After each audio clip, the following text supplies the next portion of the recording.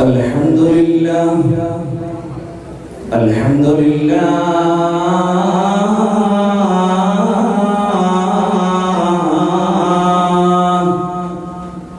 الحمد لله الواحد الأحد الفرد الصمد الذي لم يلد ولم يولد ولم يكن له كفوا أحد لا إله إلا الله الموجود بكل زمان لا إله إلا الله المعبود بكل مكان لا إله إلا الله الأمان الأمان من زوال الإيمان ومن شر الشيطان ومن ظلم السلطان يا قديم الإحسان اللهم رب اشرح لي صدري ويسر لي أمري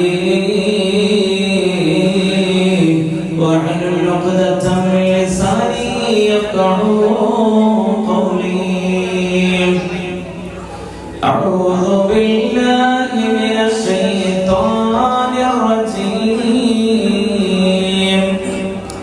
بسم الله الرحمن الرحيم يا أيها الذين آمنوا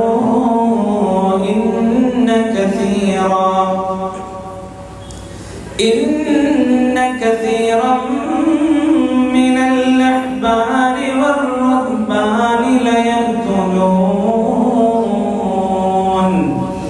ليأكلون أموال الناس بالباطل ويصدون عن سبيل الله والذين يكنزون الذهب والفضة ولا ينفقونها في سبيل الله فبشرهم بعذاب عليم. صدق الله بارك الله.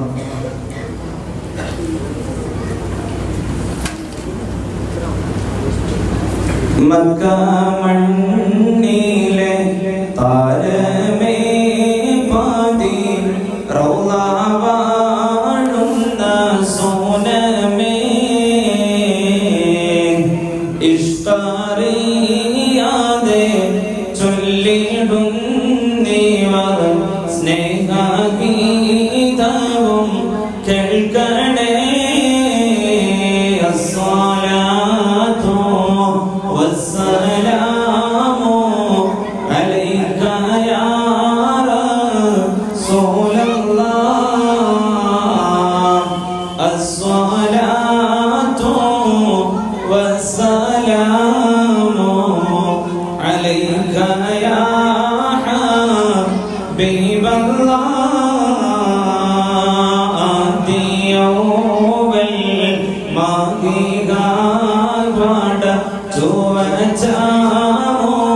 محمدا ബദറിലും ബാദറിലും നീവർ കാണുവാൻ വിധി ഏകല്ലാഹ് അസ്സലാത്തു വസ്സലാമു അലൈക യാ റസൂലല്ലാഹ്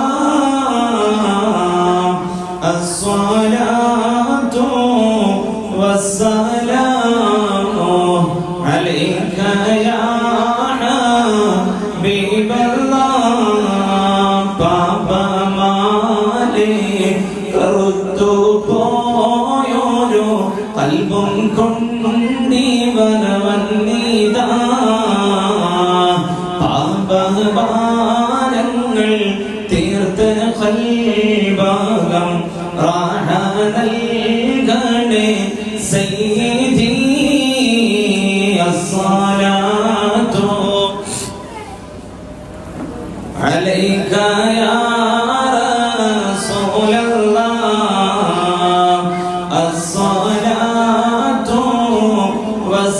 والسلام عليك يا حبيب الله محشر മണ്ണിൽ എത്തുന്നേരത്ത് കൈവേടിയല്ലേ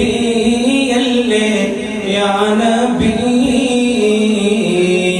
മൗത്തിന് നേരത്തും ഉമ്മത്തി എന്നു ോരാണെന്റെ വാരിദി അസ്സലാത്തു വസ്സലാമു അലൈക യാ റസൂലല്ലാഹ് അസ്സലാത്തു വസ്സലാമു അലൈക യാ ഹബീബല്ലാഹ്.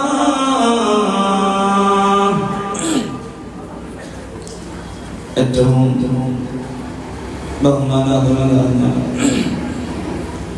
സ്റ്റേജിലും സദസ്സിലുമായി ബഹുമാനായ പ്രിയപ്പെട്ട മുഅ്മിനീങ്ങളെ, സഹോദര സഹോദരിമാരെ, അസ്സലാമു അലൈക്കും വറഹ്മത്തുള്ളാഹി വബറകാതുഹു. അല്ലാഹു സുബ്ഹാനഹു വ തആല നാം ഒരുമിച്ച് കൂടിയത് സ്വാലിഹായ സൽക്കർമ്മമായി നമ്മിൽ നിന്ന് കബൂലാക്കുമാറാവട്ടെ. നമ്മിൽ നിന്ന് വന്നുപോയ സകലമായ പാപങ്ങളും അല്ലാഹു വിട്ടുപുറത്ത് മാഫാക്കി തരുമാറാവട്ടെ. ജീവിക്കുന്ന കാലം അത്രയും ഇസ്സത്തോടെ റാഹത്തോടെ മരിക്കുന്ന സമയത്ത് പൂർണ്ണ ഈമാനോടുകൂടെയുള്ള മരണം തന്ന അല്ലാഹു നമ്മെ അനുഗ്രഹിക്കുമാറാവട്ടെ. രോഗം കൊണ്ട് പ്രയാസപ്പെടുന്ന ഒരുപാട് ആളുകളുണ്ട്. അല്ലാഹു അവർക്കൊക്കെ പരിപൂർണമായ ശിഫ നൽകുമാറാവട്ടെ. നമ്മുടെ ഒരു പ്രോഗ്രാമിലേക്ക്, സദസ്സിലേക്ക്, മജ്‌ലിസിലേക്ക് വന്നു ചേർന്ന എല്ലാവർക്കും അല്ലാഹു എല്ലാവിധ അനുഗ്രഹങ്ങളും അവന്റെ കാവലും അവന്റെ ഇഷ്ടവും സദാ ജീവിതത്തിൽ അല്ലാഹു നിലനിർത്തി തരുമാറാവട്ടെ. കൂടുതലായി ആമുഖങ്ങളൊന്നും പറയാതെ, സമയം അല്പമാണ് നമ്മുടെ മുന്നിലുള്ളത്. അൽഹംദുലില്ലാഹ് കഴിഞ്ഞ ദിവസം കൃത്യസമയത്ത് തന്നെ നമുക്ക് നമ്മുടെ പ്രോഗ്രാം അവസാനിപ്പിക്കാൻ സാധിച്ചിട്ടുണ്ട്. എന്നും പരമാവധി നമ്മൾ നേരത്തെ തന്നെ അവസാനിപ്പിക്കാൻ വേണ്ടി ശ്രമിക്കും. കഴിയുന്നത് വരെ എല്ലാവരും ഈ ഒരു സദസ്സിനോട് സഹകരിക്കണമെന്ന് വിനീതമായി ഓർമ്മപ്പെടുത്തുകയാണ്.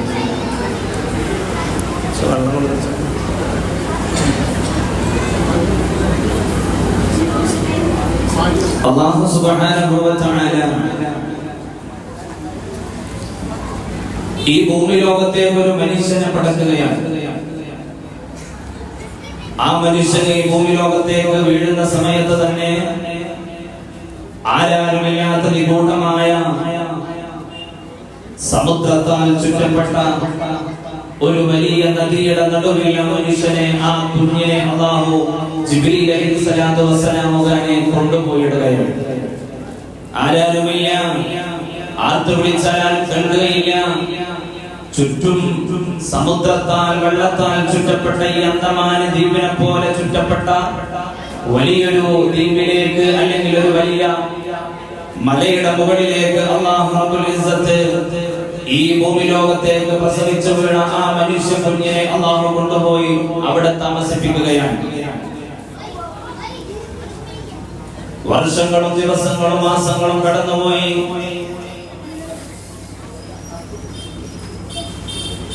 അല്ലാഹു സുബ്ഹാനഹു വ തആല കൊണ്ടുപോയി നിർത്തിയ ആ മകൻ അവിടെ നിന്ന് വലുതാവുകയാണ്.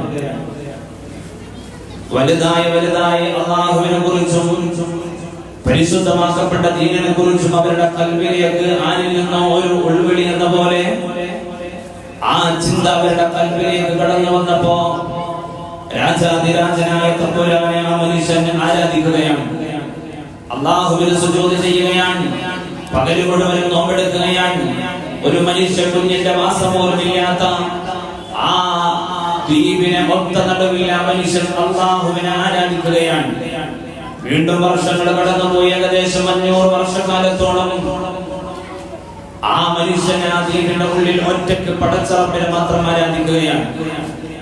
അദ്ദേഹത്തിന്റെ പ്രത്യേകത എന്തെന്ന് ചോദിച്ചാൽ, ഹറാമായ ഒരു ഭക്ഷണം പോലും അവരുടെ ശരീരത്തിലേക്ക് കടന്നു വന്നിട്ടില്ല. ആ മനുഷ്യനെങ്ങാനും വിശക്കുന്ന സമയത്ത് അല്ലാഹു റബ്ബുൽ ഇസ്സത്ത് അദ്ദേഹത്തിന്റെ അടുത്ത് നിലനിർത്തിയ ആ വൃക്ഷത്തിൽ നിന്ന് അതിന്റെ പഴങ്ങൾ എടുത്ത് ആ മനുഷ്യൻ ഭക്ഷിക്കും. എങ്ങാനും അദ്ദേഹത്തിന് ദാഹം അനുഭവപ്പെട്ടാൽ അദ്ദേഹം ആ വൃക്ഷത്തിന്റെ താഴ്ഭാഗത്തുകൂടെ ഒലിച്ചു നീരുന്ന ഒരു അരുവിയിൽ നിന്ന് വെള്ളമെടുത്ത് കുടിക്കും. എല്ലാ നിലക്കും ഒരു തെറ്റ് ചെയ്യാതെ, മോശപ്പെട്ട പ്രവർത്തനങ്ങളിലേക്ക് പോകാതെ, അള്ളാഹുവിനെ മാത്രം ഇഷ്ടപ്പെട്ടുകൊണ്ട് ആ മനുഷ്യൻ 500 വർഷക്കാലത്തോളം സമുദ്രത്താൽ ചുറ്റപ്പെട്ട ആ നദിയുടെ അല്ലെങ്കിൽ ആ മലയുടെ നടുവിൽ നിന്ന് ആ മനുഷ്യൻ അള്ളാഹുവിനെ ആരാധിക്കുകയാണ്. അങ്ങനെ നിൽക്കുമ്പോഴാണ് ഒരു ദിവസം ആ മനുഷ്യൻ സുജൂദിൽ കിടക്കുമ്പോ അല്ലാഹു റബ്ബുൽ ഇസ്സത്ത് ഇസ്രായീൽ അലൈഹിസ്സലാത്തു വസ്സലാമിനോട് പറഞ്ഞു, ഇസ്രായീലേ, ഞാൻ നിർത്തിയ, ഞാൻ ജീവിതം നൽകിയ, എന്നെ ആരാധിക്കുന്ന 500 വർഷക്കാലത്തോളം മറ്റു തെറ്റുകളിലേക്കൊന്നും പോകാത്ത ആ മനുഷ്യന്റെ റൂഹ് പിടിക്കുക. ഇസ്രായീൽ അലൈഹിസ്സലാത്തു വസ്സലാം പറന്നുപോയി. ആ മനുഷ്യന്റെ റൂഹ് പിടിച്ച് പടച്ചറപ്പിന്റെ മുന്നിലേക്ക് കൊണ്ടുപോയി കൊടുത്തു. അല്ലാഹുവിന്റെ മുന്നിൽ ആ മനുഷ്യന്റെ റൂഹ് ഇങ്ങനെ നിൽക്കുമ്പോ അല്ലാഹു റബ്ബുൽ ഇസ്സത്ത് മലായികത്തിനോട് പറഞ്ഞു, മലായിക, എന്നെ ആരാധിക്കാൻ വേണ്ടി 500 വർഷക്കാലം ഈ മനുഷ്യരോട് തെറ്റും ചെയ്തിട്ടില്ല, അനാവശ്യത്തിലേക്ക് പോയിട്ടില്ല, തെറ്റായ ഒരു വാക്കും അദ്ദേഹത്തിന്റെ നാവ് കൊണ്ട് പറഞ്ഞിട്ടില്ല. ചെയ്തതെല്ലാം എനിക്ക് വേണ്ടിയിട്ടുള്ള അമലുകളാണ്, പറഞ്ഞതെല്ലാം എന്റെ ദിക്റുകളാണ്, ഓർത്തതെല്ലാം എന്റെ ചിന്തയാണെന്ന് മഹാനായ അല്ലാഹു റബ്ബുൽ ഇസ്സത്ത് മലക്കുകളോട് പറഞ്ഞിട്ട് അല്ലാഹു സുബ്ഹാനഹു വ തആല മലക്കുകളോട് പറയുകയാണ്, മലായിക, ഈ മനുഷ്യനെ, എന്നെ ആരാധിച്ച ഈ മനുഷ്യനെ എന്റെ കാരുണ്യം കൊണ്ട് നിങ്ങൾ സ്വർഗ്ഗത്തിലേക്ക് പ്രവേശിപ്പിക്കുക. എന്താ പറഞ്ഞത്? എന്റെ കാരുണ്യം കൊണ്ട് ഈ മനുഷ്യനെ നിങ്ങൾ സ്വർഗ്ഗത്തിലേക്ക് പ്രവേശിപ്പിക്കുക. കേട്ടു നിന്ന ഇത്രകാലം പടച്ച റബ്ബിന്റെ മുന്നിൽ ഒരു ദിവസവും സുജൂദ് ചെയ്യാതെ എല്ലാ ദിവസത്തിലും അല്ലാഹുവിനെ മറക്കാതെ ജീവിച്ച ആ മനുഷ്യൻ പടച്ച റബ്ബിനോട് പറഞ്ഞു, അല്ലാഹുവേ, എന്താണ് നിങ്ങൾ പറയുക? എന്താണ് നിങ്ങൾ പറയുക? നിന്റെ കാരുണ്യം കൊണ്ട് സ്വർഗ്ഗത്തിലേക്ക് പോകാനോ? നിന്റെ കാരുണ്യം കൊണ്ടല്ല റബ്ബേ എനിക്ക് സ്വർഗ്ഗത്തിലേക്ക് പോകേണ്ടത്. ഞാൻ സ്വർഗ്ഗത്തിലേക്ക് പോവുകയാണെങ്കിൽ, ആ സ്വർഗ്ഗം എനിക്ക് നീ നൽകുകയാണെങ്കിൽ, ഞാൻ ചെയ്ത അമലുകളെ കൊണ്ട്, ഞാൻ ചെയ്ത പ്രവർത്തനങ്ങളെ കൊണ്ട്, ഞാൻ ചെയ്ത ഇബാദത്തുകളെ കൊണ്ട് എനിക്ക് നിന്റെ സ്വർഗ്ഗം വേണം അല്ലാഹ് എന്ന് പടച്ച റബ്ബിന്റെ മുന്നിൽ ധിക്കാരത്തിന്റെ വർത്തമാനം പറഞ്ഞപ്പോഴാണ് അല്ലാഹു റബ്ബുൽ ഇസ്സത്ത് മലക്കുകളോട് പറഞ്ഞത്, മലായിക, എന്നാൽ ശരി, അയാൾ പറയുന്നത് പോലെ അദ്ദേഹത്തെ എന്റെ കാരുണ്യം കൊണ്ട് സ്വർഗ്ഗത്തിൽ കടത്തുന്നില്ല, അദ്ദേഹം ചെയ്ത അമലുകളെ കൊണ്ട് സ്വർഗ്ഗത്തിൽ കടത്താൻ ഞാൻ തീരുമാനിച്ചിരിക്കുന്നു.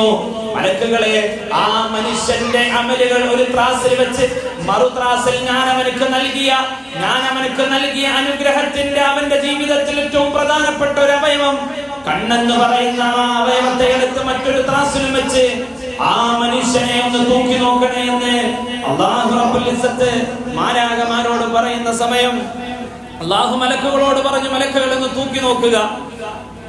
മലായികത്തുകൾ ആ മനുഷ്യന്റെ അമലുകൾ ഒരുക്കപ്പെട്ടു. ആ അമലുകൾ ഒരു ത്രാസിലും മറ്റേ ത്രാസിൽ അദ്ദേഹത്തിന് അല്ലാഹു നൽകിയ കണ്ണും കൊടുത്തപ്പോൾ, എന്റെ പ്രിയപ്പെട്ട സഹോദരന്മാരെ, എന്റെ പ്രിയപ്പെട്ട സഹോദരിമാരെ, അല്ലാഹു തനിക്ക് തന്ന ഒരു കണ്ണിന് പോലും ആ മനുഷ്യൻ 500 വർഷക്കാലം ഇബാദത്ത് ചെയ്തിട്ട് 500 വർഷക്കാലം ആ മനുഷ്യൻ സുജൂദിൽ കടന്നിട്ട് മതിയായിട്ടില്ല. അദ്ദേഹത്തിന്റെ ത്രാസ് താന്നുകൊണ്ട് തന്നെ ഇരുന്നു. ഇത് കണ്ട മനുഷ്യൻ അല്ലാഹുവിന്റെ മുന്നിൽ പൊട്ടിക്കരഞ്ഞുകൊണ്ട് പറഞ്ഞു, അല്ലാഹുവേ, എനിക്ക് വലിയൊരു തെറ്റ് പറ്റിപ്പോയി. കാരണം എന്തെന്നറിയോ? നിന്റെ കാരുണ്യം കൊണ്ടല്ലാതെ ഒരു മനുഷ്യനും എന്റെ സ്വർഗ്ഗത്തിലേക്ക് പോകില്ല. നിന്റെ കാരുണ്യമില്ലാതെ ഒരു മനുഷ്യനും വിജയം ലഭിക്കുകയില്ല. അതുകൊണ്ട് എനിക്ക് നിന്റെ കാരുണ്യം മതി റബ്ബേ. അല്ലാഹു സുബ്ഹാനഹു വ തആല നമുക്ക് തന്ന കാരുണ്യമായ കണ്ണെന്ന് പറയുന്ന അല്ലാഹു നമുക്ക് ഒരുപാട് അനുഗ്രഹങ്ങൾ തന്നിട്ടുണ്ട് നമ്മുടെ ജീവിതത്തിൽ. അല്ലാഹു സുബ്ഹാനഹു വ തആല നമുക്ക് തന്നതൊക്കെ അനുഗ്രഹങ്ങളാണ്. ആ റബ്ബ് തന്ന അനുഗ്രഹങ്ങൾക്ക് നമുക്ക് തിരിച്ചു നൽകാൻ, അല്ലാഹുവിനെ തിരിച്ചു നൽകാൻ എന്താണ് നമുക്ക് കഴിഞ്ഞിട്ടുള്ളത്? ഒരുപാട് അനുഗ്രഹങ്ങൾ പടച്ച റബ്ബ് നമുക്ക് നൽകുമ്പോ ആ അനുഗ്രഹങ്ങളെല്ലാം എഴുതി തീർക്കാൻ നമുക്ക് സാധിക്കുമോ? അല്ലാഹു സുബ്ഹാനഹു വ തആല നമുക്ക് തന്ന അനുഗ്രഹങ്ങളെങ്ങാനും ഈ കാണുന്ന സമുദ്രത്തിലെ വെള്ളം മഷിയായി എടുത്തിട്ട് ആ മഷിയെങ്ങാനും ഈ കാണുന്ന മരങ്ങളെല്ലാം, ഭൂമി ലോകത്തുള്ള മരങ്ങളെല്ലാം പേനയായി, സമുദ്രത്തിലെ വെള്ളമെല്ലാം മഷിയായി, അല്ലാഹു റബ്ബുൽ ഇസ്സത്ത് നമുക്ക് തന്ന അനുഗ്രഹങ്ങളെങ്ങാനും എഴുതി തീർക്കാൻ നോക്കിയാൽ ഒരിക്കലും എഴുതി തീർക്കാൻ സാധിക്കൂല. ഈ കാണുന്ന സമുദ്രത്തിലെ വെള്ളം, ആ വെള്ളം ഒരു മഷിയായിട്ട് എടുക്കുക, എന്നിട്ട് ലോകത്ത് അല്ലാഹു നിർമ്മിച്ചു വെച്ച എല്ലാ വൃക്ഷങ്ങളും എല്ലാ മരങ്ങളും പേനയായി എടുത്താലും അല്ലാഹു റബ്ബുൽ ഇസ്സത്ത് നമുക്ക് തന്ന അനുഗ്രഹങ്ങളെ എഴുതി തീർക്കാൻ കഴിയില്ല എന്ന് അല്ലാഹു സുബ്ഹാനഹു വ തആല നമുക്ക് തന്ന അനുഗ്രഹങ്ങളെ കുറിച്ച് പറഞ്ഞു തീർക്കാൻ കഴിയില്ല എന്ന് മഹാരഥന്മാരായ പണ്ഡിതന്മാര് നമ്മളോട് പറയുമ്പോ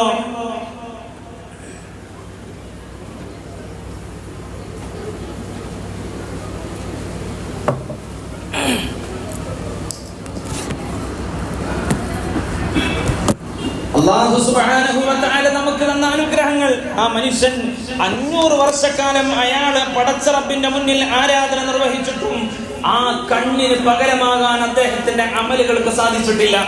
അല്ലേ? അല്ലാഹു നമുക്ക് തന്ന ഓരോ അവയവങ്ങളും എടുത്ത് പരിശോധിച്ചു നോക്കിയാൽ അല്ലാഹു നമുക്ക് തന്ന അനുഗ്രഹങ്ങൾ ഏതാണ്? പടച്ച റബ്ബ് നമുക്ക് ഒരുപാട് അനുഗ്രഹങ്ങൾ തന്നിട്ടുണ്ട്. ആ അനുഗ്രഹങ്ങളൊക്കെ എടുത്തു നോക്കിയാലോ അല്ലാഹുവിന്റെ കാരുണ്യം കൊണ്ടല്ലാതെ പടച്ച റബ്ബിന്റെ സ്വർഗ്ഗത്തിലേക്ക് കടന്നു പോകാൻ സാധിക്കൂല. അല്ലാഹുവിന്റെ റസൂൽ ഇത് സ്വഹാബത്തിനോട് പറഞ്ഞപ്പോ സ്വഹാബത്ത് ചോദിച്ചു, യാ റസൂലല്ലാഹ് ബൽ അൻത യാ റസൂലല്ലാഹ്,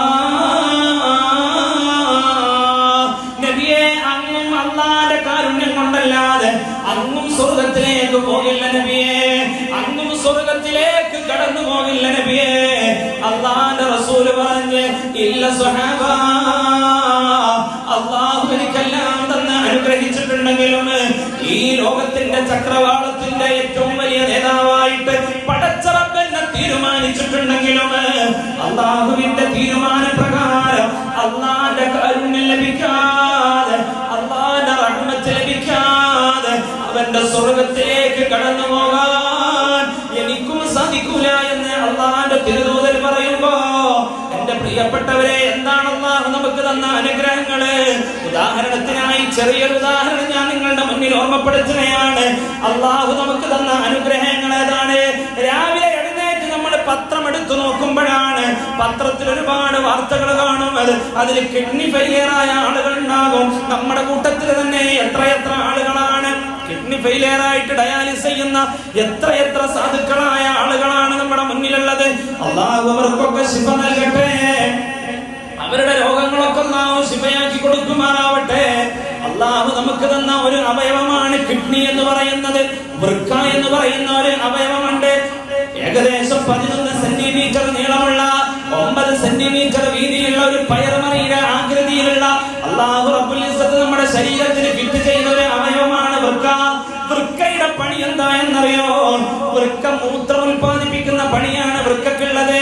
ഒരു മനുഷ്യന് ശരാശരി ഒരു മനുഷ്യൻ ഏകദേശം ഒരു ദിവസം 1.5 ലിറ്റർ മൂത്രം പുറത്തേക്ക് കളയണമെന്നാണ്. ഒരു മനുഷ്യന് ഏകദേശം 1.5 ലിറ്റർ മൂത്രം ഒഴിച്ചു കളയണം ഒരു ദിവസം ഒരു മനുഷ്യന്. ആ മൂത്രം എങ്ങനെയാണ് തന്റെ ശരീരത്തിൽ അല്ലാഹു റബ്ബുൽ ഇസ്സത്ത് ഉൽപ്പാദിപ്പിക്കുന്നതെന്നറിയുമോ? അല്ലാഹു റബ്ബുൽ ഇസ്സത്ത് അവന്റെ വൃക്കയിൽ ഏകദേശം 24 ലക്ഷം നെഫ്രോണുകൾ വർക്ക് ചെയ്യണം. 24 ലക്ഷം നെഫ്രോണുകൾ വർക്ക് ചെയ്താൽ മാത്രമാണ് ഏകദേശം 1350 1200ഓളം ഫിൽട്രേറ്റ് ദ്രാവകങ്ങൾ അവന്റെ കിഡ്നിയിൽ വർക്ക് ചെയ്യുള്ളൂ, നിർമ്മിക്കപ്പെടുകയുള്ളൂ. ഈ 1200 ഫിൽട്രേറ്റ് ദ്രാവകങ്ങൾ ഉണ്ടായാൽ മാത്രമാണ് ആ മനുഷ്യന്റെ ശരീരത്തിലൂടെ രക്തം, ആ ഫിൽട്രേറ്റ് ദ്രാവകങ്ങൾ അവന്റെ ശരീരത്തിൽ ഉണ്ടാകണമെങ്കിൽ 1350 തവണ അവന്റെ ശരീരത്തിലൂടെ രക്തം ഇങ്ങനെ പമ്പ് ചെയ്താൽ മാത്രമാണ് ഏകദേശം 1200 ഫിൽട്രേറ്റ് ദ്രാവകങ്ങൾ അവന്റെ ശരീരത്തിൽ ഉണ്ടാകും. എന്താ പറഞ്ഞ? ഒരു മനുഷ്യന്റെ ശരീരത്തിൽ കിഡ്നിയിൽ ഏകദേശം 24 ലക്ഷത്തോളം ചിന്തിക്കണേ എന്റെ പ്രിയപ്പെട്ടവരെ. അല്ലാഹു റബ്ബുൽ ഇസ്സത്ത് നെഞ്ചു വിരിച്ച് നമ്മൾ ഇങ്ങനെ നടക്കുമ്പോ, പടച്ച റബ്ബിനെ ഓർക്കാതെ നമ്മൾ നടക്കുമ്പോ അല്ലാഹു നമുക്ക് തന്ന അനുഗ്രഹങ്ങളെ കുറിച്ച് ചിന്തിക്കണം. ഏകദേശം 25 ലക്ഷം നെഫ്രോണുകളാണ്, 24 ലക്ഷത്തോളം നെഫ്രോണുകളാണ് നമ്മുടെ ശരീരത്തിൽ വൃക്കയിൽ അല്ലാഹു നിർമ്മിക്കപ്പെടുന്നത്. ആ നെഫ്രോണുകൾ ഉണ്ടാകണമെങ്കിൽ ഏകദേശം 1200 ഫിൽട്രേറ്റ് ദ്രാവകങ്ങൾ നമ്മുടെ ശരീരത്തിൽ ഉണ്ടാകണം. ഫിൽട്രേറ്റ് ദ്രാവകങ്ങൾ ഉണ്ടാകണമെങ്കിലോ 1350 തവണ നമ്മുടെ ശരീരത്തിലൂടെ രക്തം, ആ കിഡ്നിയിലൂടെ രക്തം പാസ് ചെയ്താൽ മാത്രമേ ആ മനുഷ്യന്റെ കിഡ്നിയിൽ ഫിൽട്രേറ്റ് ദ്രാവകങ്ങൾ ഉണ്ടാകും. അത്ഭുതം അതല്ല, ഒരു മനുഷ്യന്റെ ശരാശരി ഒരു മനുഷ്യന്റെ ശരീരത്തിൽ ഏകദേശം 5 ലിറ്റർ രക്തമാണ് അല്ലാഹു സുബ്ഹാനഹു വ തആല നൽകിയിട്ടുള്ളത്. അല്ലാഹു നമുക്ക് നൽകിയത് ഒരു മനുഷ്യന്റെ ശരീരത്തിൽ ആകെ 5 ലിറ്റർ രക്തമേ ഉള്ളൂ. അത് പെണ്ണിന് കുറവാണ്. 4.5 ലിറ്റർ രക്തമേ ഉള്ളൂ പെണ്ണിന്റെ ശരീരത്തിൽ. അതുകൊണ്ടാണ് ഈ ആണുങ്ങൾക്ക് ഒരു ചോരത്തിളപ്പ് കൂടുതൽ. പെണ്ണിനെ സംബന്ധിച്ചിടത്തോളം പിന്നെ എല്ലായിടത്തും സമത്വം പറ്റൂല. കാരണം പെണ്ണിനേക്കാൾ 1/2 ലിറ്റർ രക്തം കൂടുതലാണ് ആർക്ക്? ആണുങ്ങൾക്ക്. ആ 5 ലിറ്റർ രക്തം അവന്റെ ശരീരത്തിലൂടെ 350ഓളം തവണ പാസ് ചെയ്താൽ മാത്രമേ ആ മനുഷ്യന്റെ ശരീരത്തിൽ ഫിൽട്രേറ്റ് ദ്രാവകങ്ങൾ അല്ലാഹു സുബ്ഹാനഹു വ തആല നമുക്ക് നിർമ്മിച്ചു നൽകുന്നത്. ആലോചിച്ച് നോക്കണം. അല്ലാഹു നമുക്ക് തന്ന നിസാരമായ ഒരു അവയവത്തെ കുറിച്ച് നമ്മൾ ചിന്തിച്ചിട്ടുണ്ടോ? എല്ലാ ദിവസവും രാവിലെ എഴുന്നേറ്റ് മൂത്രമൊഴിക്കുന്ന ആളുകളാണല്ലോ നമ്മൾ. ഈ മൂത്രം ഉൽപാദനത്തെ കുറിച്ച് എന്തെങ്കിലും നമ്മൾ ചിന്തിച്ചിട്ടുണ്ടോ? ഏകദേശം 25 ലക്ഷം നെഫ്രോണുകൾ ഉണ്ടായാൽ മാത്രമേ കൃത്യമായി അവർക്ക് മൂത്രമൊഴിക്കാൻ കഴിയുള്ളൂ. അങ്ങനെ ഈ ഫിൽട്രേറ്റ് ദ്രാവകങ്ങളും നെഫ്രോണുകളും ഇല്ലാത്തത് കൊണ്ടാണ് അവന്റെ ശരീരത്തിൽ കിഡ്നി ഫെയിലിയർ ആയി പോകുന്നത്. അപ്പോഴാണ് അവന് കിഡ്നി പേഷ്യന്റ് ആകുന്നത്. നെഫ്രോളജിസ്റ്റിനെ കാണുക എന്ന് പറഞ്ഞാൽ നെഫ്രോളജിസ്റ്റിനെ കാണാൻ പോകുന്നത് തന്നെ എന്തിനാണ്? കിഡ്നി ഫെയിലിയർ ആകുമ്പോ സമയത്താണ്. അല്ലാഹു നമ്മളെ കാത്തുരക്ഷിക്കട്ടെ. എന്റെ പ്രിയപ്പെട്ട സുഹൃത്തുക്കളെ, പടച്ച റബ്ബ് നമുക്ക് ചെയ്തു തന്ന അനുഗ്രഹങ്ങളെ കുറിച്ച് നമ്മൾ ചിന്തിക്കണം. ഒരു നേരം മൂത്രമൊഴിക്കാൻ ഞാൻ ഓർമ്മിക്കുകയാണ്. ഞാൻ മുമ്പ് ജോലി ചെയ്തിരുന്ന മഹല്ലിലെ മൂസ ഹാജി എന്ന് പറയുന്ന ഒരു സഹോദരനുണ്ട്. പ്രായമായ ഏറെ എന്നെ ഇഷ്ടപ്പെട്ട ഒരു പ്രിയപ്പെട്ട കാരണവർ. ഒരു ദിവസം അദ്ദേഹത്തിന് പെട്ടെന്ന് അസുഖം ബാധിച്ചു. ഹോസ്പിറ്റലിലേക്ക് പോയി. ഹോസ്പിറ്റലിൽ അഡ്മിറ്റ് ചെയ്ത് കുറച്ച് ദിവസം കഴിഞ്ഞിട്ട് ഞാൻ ആചാരെ കാണാൻ വേണ്ടിയിട്ട് ഞാൻ ഹോസ്പിറ്റലിലേക്ക് പോകാൻ. ഹോസ്പിറ്റലിൽ പോയിട്ട് ആചാരെ കാണുന്ന സമയത്ത് എന്റെ കൈ പിടിച്ചിട്ട് ഇങ്ങനെ പൊട്ടിക്കരയാണ് ആചാര്യ. ഞാൻ ചോദിച്ചു, എന്ത് പറ്റിയ അജിക്ക? അജിക്കനോട് പറഞ്ഞു, ഉസ്താദേ, ഞാൻ ചോദിച്ചു എന്തെങ്കിലും പ്രയാസമുണ്ടോ? സാമ്പത്തികമായി വലിയ സമ്പത്തുള്ള ആളാണ്, എന്തെങ്കിലും സാമ്പത്തികമായ ബുദ്ധിമുട്ടുണ്ടോ?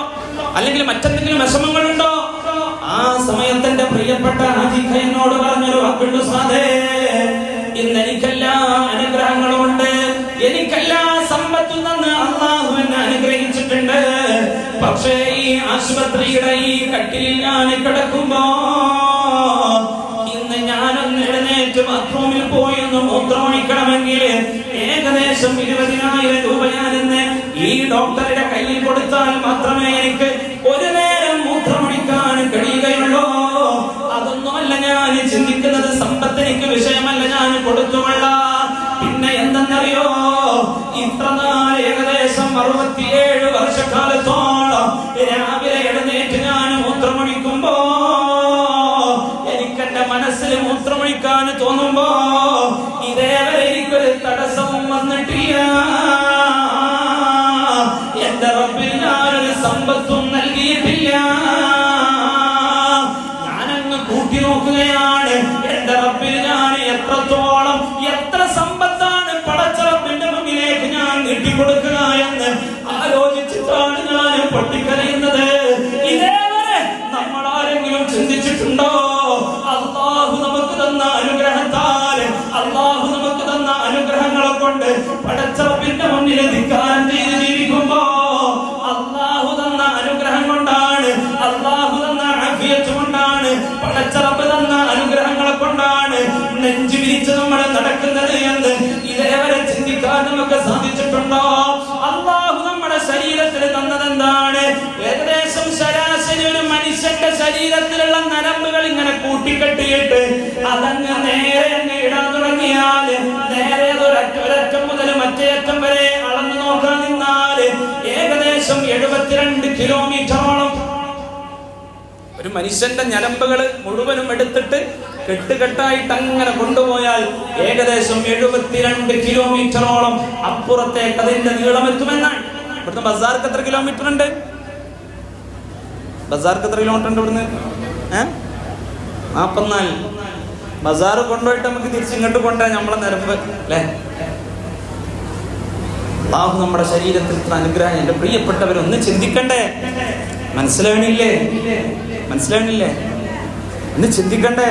അല്ലാഹു ഈ ശരീരത്തിൽ ഇത്രയേറെ നരമ്പുകൾ അല്ലാഹു നൽകിയിട്ട് രാത്രി കിടന്നുറങ്ങി നേരം എടുക്കുമ്പോ അല്ലാഹു റബ്ബുൽ ഇസ്സത്തിന്റെ വിധി പ്രകാരം നമ്മൾ എഴുന്നേൽക്കുമ്പോ ആ നരമ്പുകൾക്കൊന്നും ഒരു കോട്ടവും എവിടെയും സംഭവിച്ചിട്ടില്ലല്ലോ. ആ നരമ്പുകൾക്ക് എവിടെയും ഒരു തടസ്സവും വന്നിട്ടില്ലല്ലോ. ആ നരമ്പുമായി നമ്മൾ രാവിലെ എഴുന്നേറ്റിട്ട് പിന്നെ എന്താണ് എന്റെ പ്രിയപ്പെട്ട മുഅ്മിനീങ്ങളെ, നിസ്കരിക്കാൻ നമുക്ക് മടി സുബഹി? അല്ലാഹു നമുക്ക് തന്ന അനുഗ്രഹങ്ങളെ കൊണ്ട് നമ്മൾ ജീവിക്കുമ്പോഴും പടച്ച റബ്ബിനെ മറന്നുകൊണ്ട് ജീവിക്കാൻ പാടില്ല. അല്ലാഹു തൗഫീഖ് നൽകട്ടെ, അല്ലാഹു തൗഫീഖ് നൽകട്ടെ. എന്റെ പ്രിയപ്പെട്ട സഹോദരിമാരെ, പടച്ച റബ്ബ് നമുക്ക് തന്ന എല്ലാ അനുഗ്രഹങ്ങളും, ഈ അനുഗ്രഹങ്ങളൊക്കെ നമ്മൾ കൃത്യമായി മനസ്സിലാക്കി അല്ലാഹുവിനോട് അടുക്കാൻ നമുക്ക് സാധിച്ചിട്ടില്ലെങ്കിൽ പിന്നെ പടച്ച റബ്ബിന്റെ അടിമയാണ് എന്ന് പറയുന്നതിൽ എന്തർത്ഥമാണുള്ളത്? അതിനെന്ത് വാസ്തവമാണുള്ളത്? അല്ലാഹു നമ്മളെ കാത്തുരക്ഷിക്കട്ടെ, അല്ലാഹു നമ്മളെ കാത്തുരക്ഷിക്കട്ടെ. അതുകൊണ്ട് അനുഗ്രഹങ്ങളെ കുറിച്ച് മനസ്സിലാക്കണം. ഞാൻ അനുഗ്രഹം പറഞ്ഞത് എന്തിനാണ്? ഞാൻ അനുഗ്രഹം പറഞ്ഞത് പരീക്ഷണങ്ങൾ വരുമ്പോ നമ്മൾ വല്ലാണ്ട് പതറിപ്പോകാറുണ്ട്. എന്തെങ്കിലും ഒരു ബുദ്ധിമുട്ട് വരുമ്പോ അല്ലാഹുവിനെ പഠിക്കുന്ന ആളുകളാണ് നമ്മൾ. ഈമാൻ തന്നെ നഷ്ടപ്പെട്ടു പോകുന്ന ആളുകളായി മാറുന്ന ആളുകളാണ്. അതുകൊണ്ട് എന്റെ പ്രിയപ്പെട്ടവരെ, അനുഗ്രഹങ്ങളെ മനസ്സിലാക്കുമ്പോൾ തന്നെ പരീക്ഷണങ്ങൾ നമ്മുടെ ജീവിതത്തിലേക്ക് കടന്നു വന്നാൽ ആ പരീക്ഷണങ്ങളും ഉൾക്കൊള്ളാൻ നമുക്ക് സാധിക്കേണ്ടതുണ്ട്. ഒരുപാട് ബുദ്ധിമുട്ടുകൾ, പ്രയാസങ്ങൾ ജീവിതത്തിലേക്ക് വരും. ആ സമയത്തൊക്കെ അല്ലാഹു നമുക്ക് തന്ന അനുഗ്രഹങ്ങളെ കുറിച്ച് പഠിക്കാൻ കഴിയണം. ഇത്ര കാലം നമുക്ക് അനുഗ്രഹങ്ങൾ തന്നിട്ട് ഒരു പരീക്ഷണം വരുമ്പോ അല്ലാഹുവിനെ പഠിക്കുന്ന എന്റെ പ്രിയപ്പെട്ട ഉമ്മ, അല്ലാഹു റബ്ബുൽ ഇസ്സത്ത് നീ ജീവിച്ച കാലം അത്രയും നിനക്ക് എല്ലാ അനുഗ്രഹങ്ങളും വാരിക്കോരി തന്നിട്ട് അല്പമെങ്കിലും ഒരു വിഷമം വരുമ്പോ, അല്പം ഒരു സങ്കടം വരുമ്പോ ആ സമയത്ത് നമ്മൾ അല്ലാഹുവിനെ കുറ്റം പറയാറില്ലേ? ചെറിയൊരു ബുദ്ധിമുട്ട് വരുമ്പോ, പനി വരുമ്പോ, അല്ലെങ്കിൽ ചെറിയൊരു തലവേദന വരുമ്പോഴൊക്കെ അല്ലാഹനെ പഠിക്കുന്ന ആളുകളായി മാറി നമ്മൾ, ഇല്ലേ? മഹദിയായ റാബിയത്തുൽ അദവിയ റളിയല്ലാഹു തആല അൻഹയുടെ മുന്നിലേക്ക് ഒരു മനുഷ്യൻ നെറ്റിയിൽ ഇങ്ങനെ തുണി നനച്ചിട്ട്, തുണി നെറ്റിയിലിട്ടിട്ട് റാബിയത്തുൽ അദവിയ റളിയല്ലാഹു തആല അൻഹയുടെ മുന്നിലേക്ക് ഇങ്ങനെ വന്നു. ആ സമയത്ത് റാബിയത്തുൽ അദവിയ റളിയല്ലാഹു തആല അൻഹ ആ മനുഷ്യനോട് ചോദിച്ചു, ഇത്ര കാലം നിനക്ക് അല്ലാഹു ഒരു അസുഖവും തരാതെ, നെറ്റിയിൽ നമ്മൾ തുണിയിടുന്നത് പനിയും അതുപോലെ തലവേദനയൊക്കെ വന്നപ്പോ നെറ്റിയിൽ തുണിയിട്ടിങ്ങനെ നടക്കാൻ, അത് കണ്ടപ്പോഴാണ് ചോദിച്ചത്, ഇത്ര കാലത്തോളം അല്ലാഹു നിനക്ക് പനി തരാതെ, ഒരു തലവേദന തരാതെ തന്നെ ഭൂമി ലോകത്ത് ജീവിപ്പിച്ചപ്പോ ഏതെങ്കിലും ഒരു സമയത്ത് ആരോടെങ്കിലും അതിനെ അടയാളത്തിന് വേണ്ടി നീ ആരോടെങ്കിലും പറഞ്ഞിട്ടുണ്ടോ എനിക്ക് തലവേദനയില്ല, എനിക്ക് പനിയില്ല, എനിക്ക് സുഖമാണ്, സന്തോഷാണ്? ആരോടെങ്കിലും പറഞ്ഞു നെറ്റ് എന്തെങ്കിലുമൊക്കെ അസുഖം വന്നാൽ പിന്നെ അതിങ്ങനെ പറഞ്ഞു നടക്കാൻ, എനിക്കതാണ്, എനിക്കിതാണ്, അല്ലെങ്കിൽ അതിനൊക്കെ ഒരു അടയാളം വെച്ച് നടക്കാൻ, അല്ലേ? പക്ഷെ അല്ലാഹു ആരോഗ്യവാന്മാരായിട്ട് നമ്മൾ ഒരുപാട് കാലം ഇവിടെ ജീവിപ്പിച്ചിട്ടുണ്ട്. ആ സമയത്തൊന്നും നമ്മൾ അതിനെ കുറിച്ച് ചിന്തിച്ചിട്ടില്ല. അല്ലാഹു മനസ്സിലാക്കാൻ തൗഫീഖ് നൽകട്ടെ. പൊതുവെ നമ്മളോട്, അല്ലേ, ഒരു പിന്നെ റോട്ടിലൂടെ ഇങ്ങനെ നടക്കുമ്പോ മറ്റൊരാൾ നമ്മളെ കാണും. അപ്പൊ നമ്മളോട് ഇങ്ങനെ ചോദിക്കുന്നത്, എന്തൊക്കെയാണ് വിശേഷം, സുഖാണോ? നമ്മളെന്താ പറയാ? അങ്ങനെ പോന്ന്, അല്ലേ, അങ്ങനെ പോണ്. എന്താണ് ഒരു അൽഹംദുലില്ലാഹ് പറയാൻ നമുക്ക് കഴിയാത്ത? നമുക്ക് എന്തിന്റെ കുറവാണുള്ളത്? എല്ലാ അനുഗ്രഹങ്ങളും പടച്ചറപ്പ് നമുക്ക് തന്നിട്ടില്ലേ? പിന്നെ എന്തുകൊണ്ടാണ് പടച്ചറപ്പിനെ സ്തുതിച്ചുകൊണ്ട് അവന്റെ പ്രകീർത്തനങ്ങൾ പറയാൻ നമുക്ക് സാധിക്കാത്തത്? ഏറ്റവും കൂടുതൽ പടച്ചറപ്പ് പരീക്ഷണങ്ങൾ നൽകിയ ഒരു മനുഷ്യനുണ്ട്. ആരാണ് ആ മനുഷ്യൻ എന്നറിയോ? മറപ്പെട്ട നിങ്ങൾ അവരുടെ കടന്നു വരാനുണ്ട്.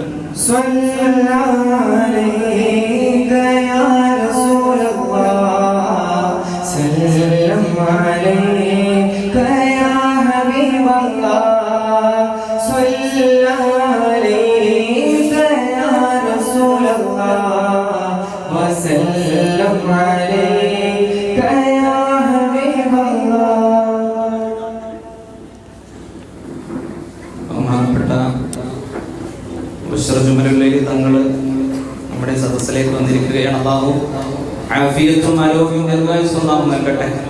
സമസ്ത കേരള ജമാഅത്തുൽ ഉലമയ്ക്ക് വേണ്ടി, SKSSFന് വേണ്ടി ഊണും ഉറക്കവുമില്ലാതെ ഞങ്ങളുടെ കേരളത്തിൽ ഓടി നടക്കുന്ന ഒരു നേതാവായി ഞങ്ങൾ കാണുന്നത് പ്രിയപ്പെട്ട മുബശ്ശിർ ജുമലുൽ തങ്ങളെയാണ്.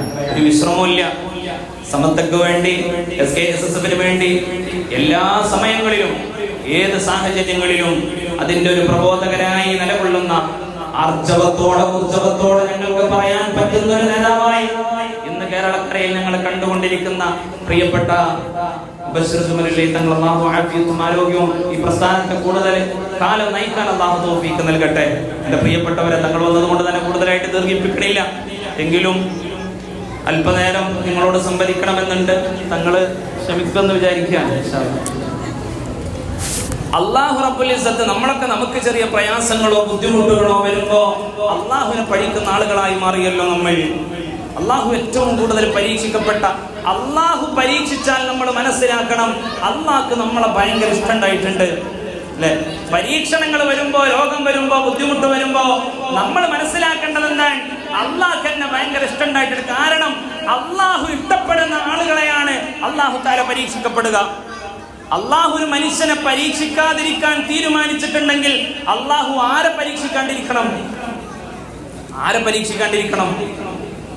പറയും മനുഷ്യന്മാരെ, ആരെ പരീക്ഷിക്കാണ്ടിരിക്കണം? ഹബീബായ റസൂലുള്ളാഹി സ്വല്ലല്ലാഹു അലൈഹി വസല്ലം തങ്ങൾ അല്ലാഹു ഏറെ ഇഷ്ടപ്പെട്ട, അല്ലാഹു സുബ്ഹാനഹു വ തആല എല്ലാ സമയത്തും ഇടപെടലുകൾ നടത്തിയ ആദരവായ പ്രവാചകൻ നബി മുഹമ്മദ് മുസ്തഫ സ്വല്ലല്ലാഹു അലൈഹി വസല്ലം, ആദരവായ പ്രവാചകൻ നബി മുഹമ്മദ് മുസ്തഫ അങ്ങ് മദീനബിയേ,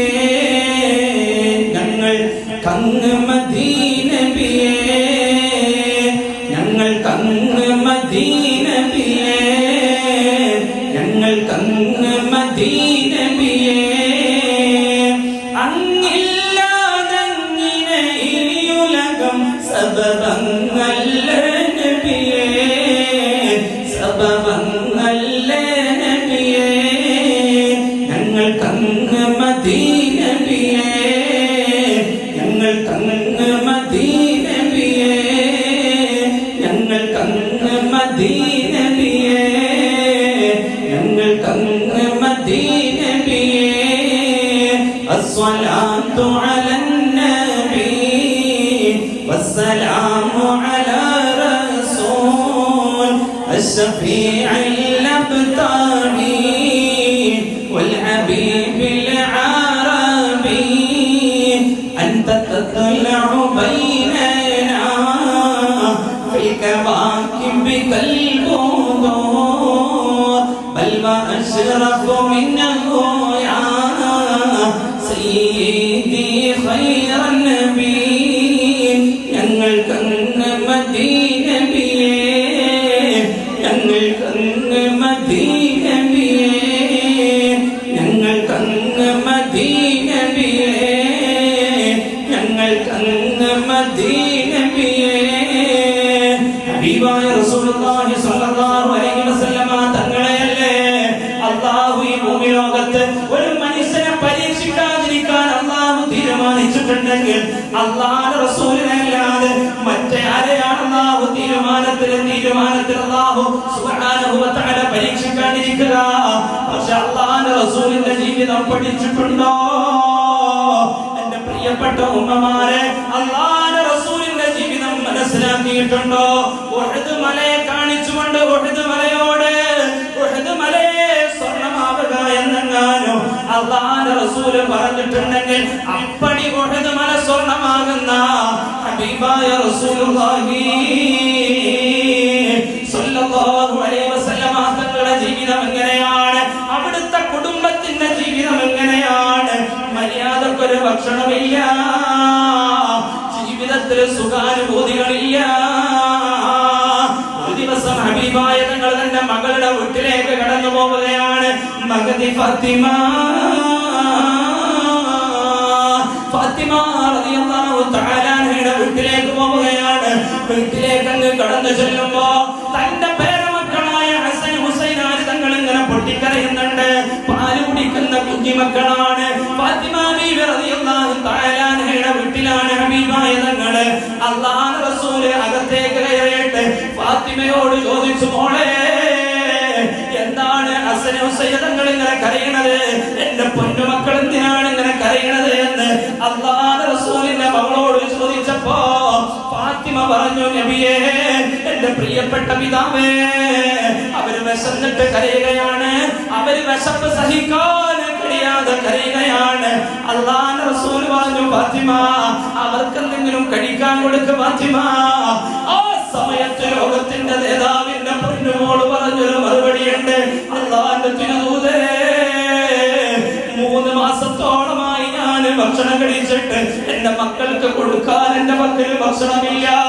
എന്റെ മക്കളുടെ വായിലേക്ക് വെച്ച് കൊടുക്കാൻ ഒരു ഈത്തപ്പഴത്തിന്റെ കഷ്ണം പോലും എന്റെ കയ്യിലില്ല. അല്ലാഹുവിന്റെ റസൂൽ എന്ന് പറയുന്ന പിതാവ് പറഞ്ഞു, ഫാത്തിമ, നീയൊരു ഉമ്മയല്ലേ ഫാത്തിമ? എന്റെ പ്രിയപ്പെട്ട ഉമ്മമാരെ, നിങ്ങൾക്ക് അതിന്റെ വേദന അറിയുകയുള്ളൂ.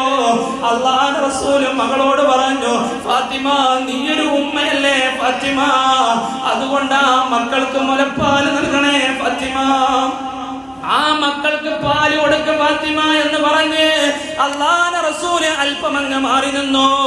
അല്പസമയം കഴിഞ്ഞിട്ടും കുട്ടികളുടെ കരച്ചിൽ നിൽക്കുന്നില്ല. അല്ലാഹുവിന്റെ റസൂൽ കുറച്ച് ഗൗരവത്തിൽ വന്നിട്ട് പറഞ്ഞു, ഫാത്തിമ, നിന്നോടല്ല പറഞ്ഞ മക്കൾക്ക് പാല് കൊടുക്കാനെന്ന് പറഞ്ഞപ്പോ പകരം മറുപടിയായിട്ട് അല്ലാഹുവിന്റെ റസൂൽ കേൾക്കുന്നത് 2 തേങ്ങലാണ്. ഏങ്ങി ഏങ്ങി കരയുകയാണ്.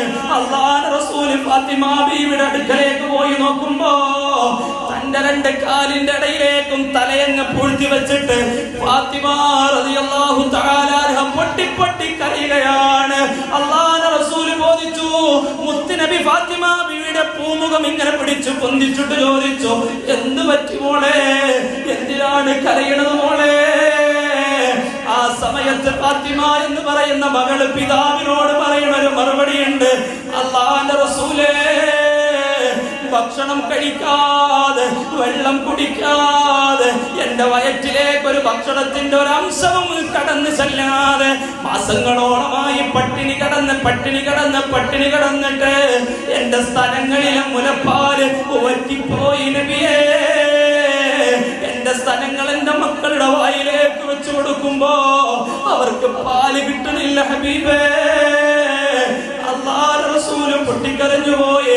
നിങ്ങൾ ആലോചിച്ചിട്ടുണ്ടോ, നമ്മുടെ മക്കളെ വീട്ടിലേക്കാണ്, നമ്മുടെ പെൺകുട്ടികളെ കെട്ടിച്ചു വിട്ട വീട്ടിലേക്ക് നമ്മൾ ആ മക്കളെ കാണാൻ പോകുമ്പോ ആ മകളെങ്ങാനോ നമ്മളോട് ഈ വീട്ടില് പട്ടിണിയാണെന്ന് പറഞ്ഞാല് നമ്മുടെ അവസ്ഥ എന്താ മുഅ്മിനേ? പിന്നെ ആ മകളെ നമ്മൾ ആ വീട്ടിൽ നിർത്തുമോ? ആ ഭർത്താവിന്റെ ഒപ്പം ജീവിക്കാൻ അവളെ സമ്മതിക്കുമോ? കൈപിടിച്ച് വീട്ടിൽ കൊണ്ടുവന്നിട്ട് എല്ലാവിധ ആനന്ദത്തിന്റെ സുഹൃതങ്ങളിലേക്കും ആ മകൾക്ക് നൽകുന്ന അനുഭവമല്ലേ നമുക്ക് പറയാനുള്ളത്? എങ്കിൽ ലോകത്തിന്റെ നേതാവായ ഹബീബായ റസൂലുള്ളാഹി സ്വല്ലല്ലാഹു അലൈഹി വസല്ലമ തങ്ങൾ തന്റെ മകള് പട്ടിണിയാണെന്ന് പറഞ്ഞപ്പോ തന്റെ കമീസിന്റെ പോക്കറ്റിലേക്ക്, തന്റെ കമീസിന്റെ കീശയിലേക്ക് അങ്ങ് കൈയിട്ട് നോക്കി.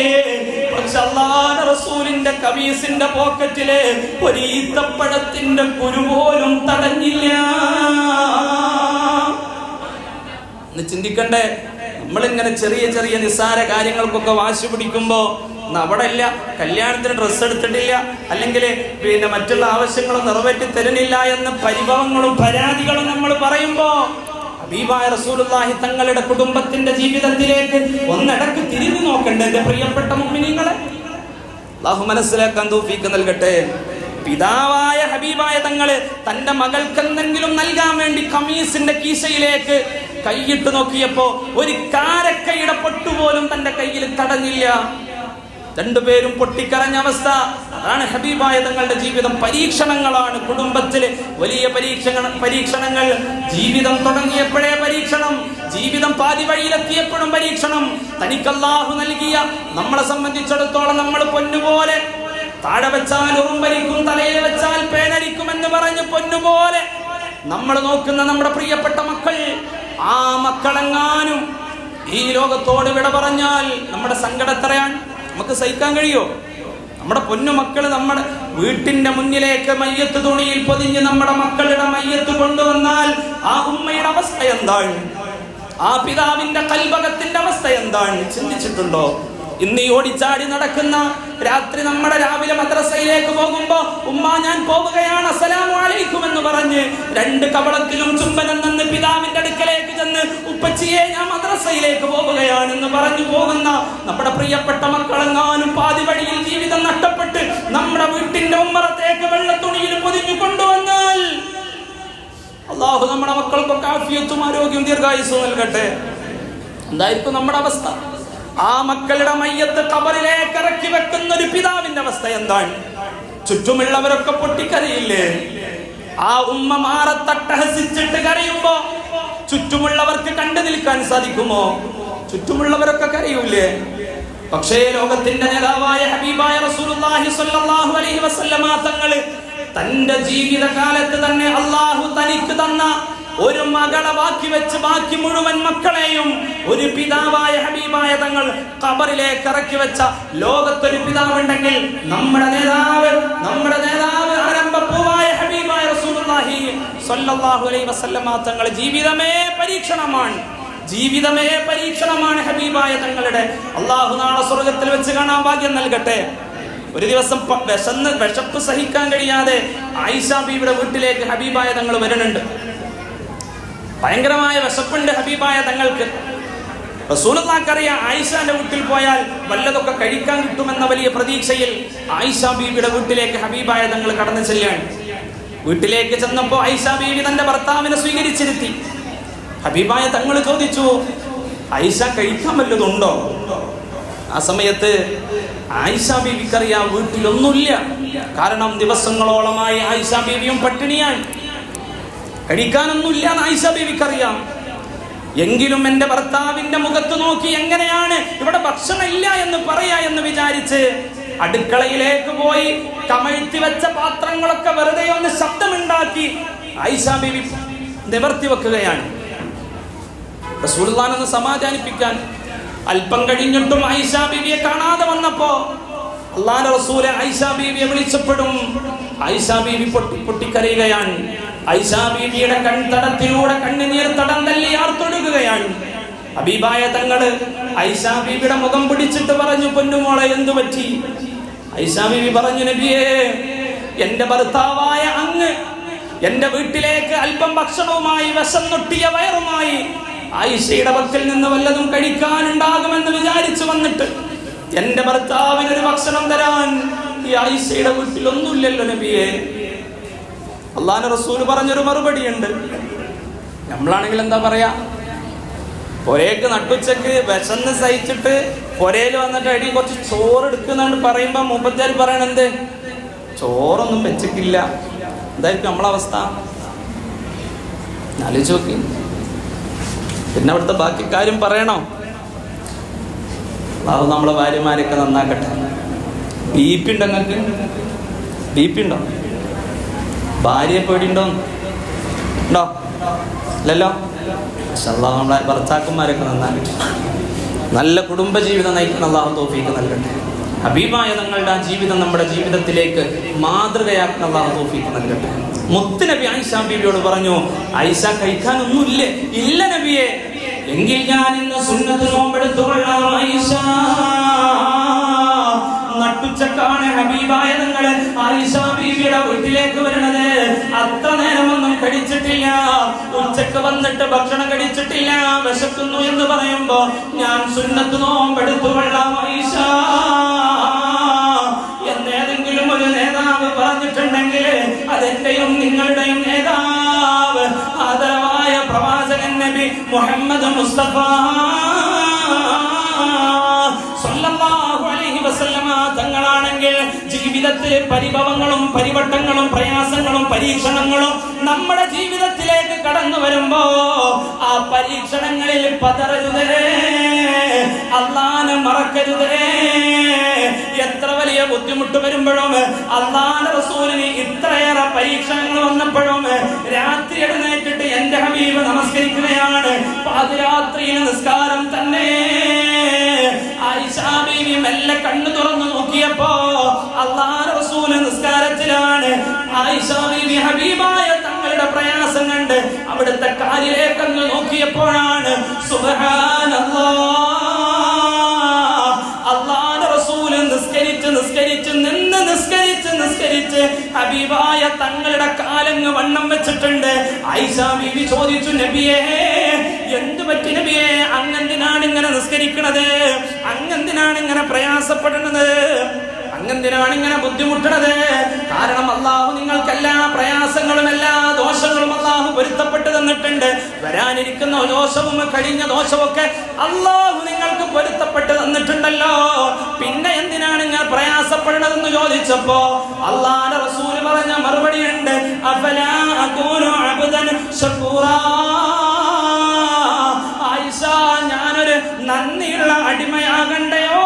ആയിഷ, ഞാനൊരു നന്ദിയുള്ള അടിമയാകണ്ട ആയിഷ. എന്താ ഹബീബായ തങ്ങളുടെ ജീവിതം? എന്താ ഹബീബായ തങ്ങളുടെ ജീവിതം? വല്ലാത്ത പ്രയാസകരമായ ഒരു സന്തോഷ സുഖമൊന്നും ഇല്ലാണ്ട് ഹബീബായ തങ്ങൾ ജീവിക്കുമ്പോഴും രാത്രി എഴുന്നേറ്റ് നമസ്കരിക്കാൻ സാധിച്ചു. നമ്മളോ പള്ളിയിൽ നിന്ന് ഇങ്ങനെ ബാങ്ക് കൊടുക്കണ്ടാവും, നെഞ്ചും പിരിച്ച് നമ്മളിങ്ങനെ പള്ളിയുടെ മുന്നിലൂടെ പോകും. പക്ഷെ ആ പള്ളിയിലേക്കൊന്ന് കയറാൻ നമുക്ക് തോന്നൂല. അള്ളാഹു കാത്തുരക്ഷിക്കട്ടെ, അള്ളാഹു കാത്തുരക്ഷിക്കട്ടെ. എന്റെ പ്രിയപ്പെട്ടവരെ, അത്രയേറെ പ്രയാസങ്ങളിലും പരിഭവങ്ങളിലും ജീവിക്കുമ്പോഴും അവരൊക്കെ അള്ളാഹുവിനെ ഓർത്തു, അള്ളാഹുവിനെ മനസ്സിലാക്കി, അള്ളാഹുവിനെ സ്നേഹിച്ചു. പടച്ച റബ്ബിനെ ആരാധിക്കാൻ അവർക്ക് കഴിഞ്ഞിട്ടുണ്ടെങ്കിൽ നമ്മുടെ പരീക്ഷണങ്ങളിലെ നടുവിൽ നമ്മൾ നിൽക്കുമ്പോ അള്ളാഹുവിന് വേണ്ടി നമ്മുടെ ജീവിതവും നമ്മുടെ സമ്പത്തും സമർപ്പിക്കാൻ നമുക്ക് കഴിയണം. അള്ളാഹു തൗഫീഖ് നൽകട്ടെ, അള്ളാഹു തൗഫീഖ് നൽകട്ടെ. എന്റെ പ്രിയപ്പെട്ടവരെ, ഞാൻ കൂടുതൽ സംസാരിക്കുന്നില്ല. ഹബീബായ റസൂലുള്ളാഹി സ്വല്ലല്ലാഹു അലൈഹി വസല്ലമ തങ്ങൾ ഈ ജീവിതത്തിലൂടെ നമുക്ക് മാതൃകയാക്കിയത് തന്റെ ഉമ്മത്തിനെ നേർവഴിയിലൂടെ ജീവിപ്പിക്കാനാണ്. ഈ ഒരു സൗകര്യവും ഈ ഒരു പിന്നെ എല്ലാവിധ അനുഭവങ്ങളും നമ്മുടെ ജീവിതത്തിലേക്ക് കടന്നു വന്നത് ഹബീബായ റസൂലുള്ളാഹി സ്വല്ലല്ലാഹു അലൈഹി വസല്ലമ തങ്ങൾ നമുക്ക് കാണിച്ചു തന്ന മാതൃകയുടെ ഭാഗമായി കൊണ്ടാണ്. അള്ളാഹു മനസ്സിലാക്കാൻ തൗഫീഖ് നൽകട്ടെ. അതുകൊണ്ട് എന്റെ പ്രിയപ്പെട്ടവരെ, പ്രയാസങ്ങൾ ഉണ്ടാകും, പരിഭവങ്ങൾ ഉണ്ടാകും, ബുദ്ധിമുട്ടുകൾ ഉണ്ടാകും. ആ സമയത്തൊന്നും പതറാതെ നിൽക്കാൻ നമുക്ക് സാധിക്കണം. അള്ളാഹു തൗഫീഖ് നൽകട്ടെ.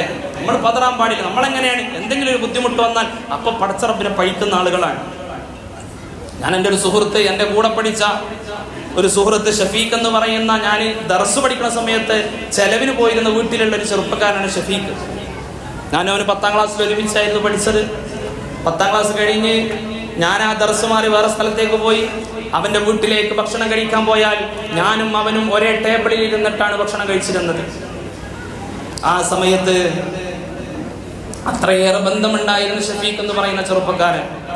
ഞാൻ ബിരുദമൊക്കെ എടുത്ത് പിന്നീട് കണ്ണൂർ ഭാഗത്ത് ജോലി ചെയ്യുമ്പോഴാണ് ഒരു ദിവസം രാവിലെ എൻ്റെ ഫോണിലേക്ക് ഒരു കോള് വരുന്നത്. എടുത്തു നോക്കിയപ്പോൾ അറിയാൻ കഴിഞ്ഞത് ഷഫീഖ് മരണപ്പെട്ടു എന്നുള്ളതാണ്. അള്ളാഹു അവന്റെ ഖബർ ജീവിത റാഹത്തിലാക്കട്ടെ. ഷഫീഖ് ഈ ലോകത്തോട് വിട പറഞ്ഞു. ട്രെയിൻ ഇടിച്ചിട്ടാണ് ഷഫീഖ് മരണപ്പെടുന്നത്. കൂട്ടുകാരുടെ കൂടെ റെയിൽവേ സ്റ്റേഷനിൽ പോയി. അവിടെ നിന്ന് വെറുതെ ഒരു ആസ്വാദനത്തിന് വേണ്ടിയിട്ട് റെയിൽവേ സ്റ്റേഷനിലൂടെ നടന്നതാണ്. പെട്ടെന്ന് ട്രെയിൻ വന്ന് ട്രെയിൻ ഇടിച്ചിട്ട് ഷഫീഖ് മരണപ്പെട്ടു പോയി. അള്ളാഹു മഗ്ഫിറത്ത് നൽകട്ടെ. ഞാൻ പറഞ്ഞത് അതല്ല. അന്ന് രാവിലെ ഞാൻ കണ്ണൂരിൽ നിന്ന് മലപ്പുറത്തേക്ക് വാഹനം കയറി.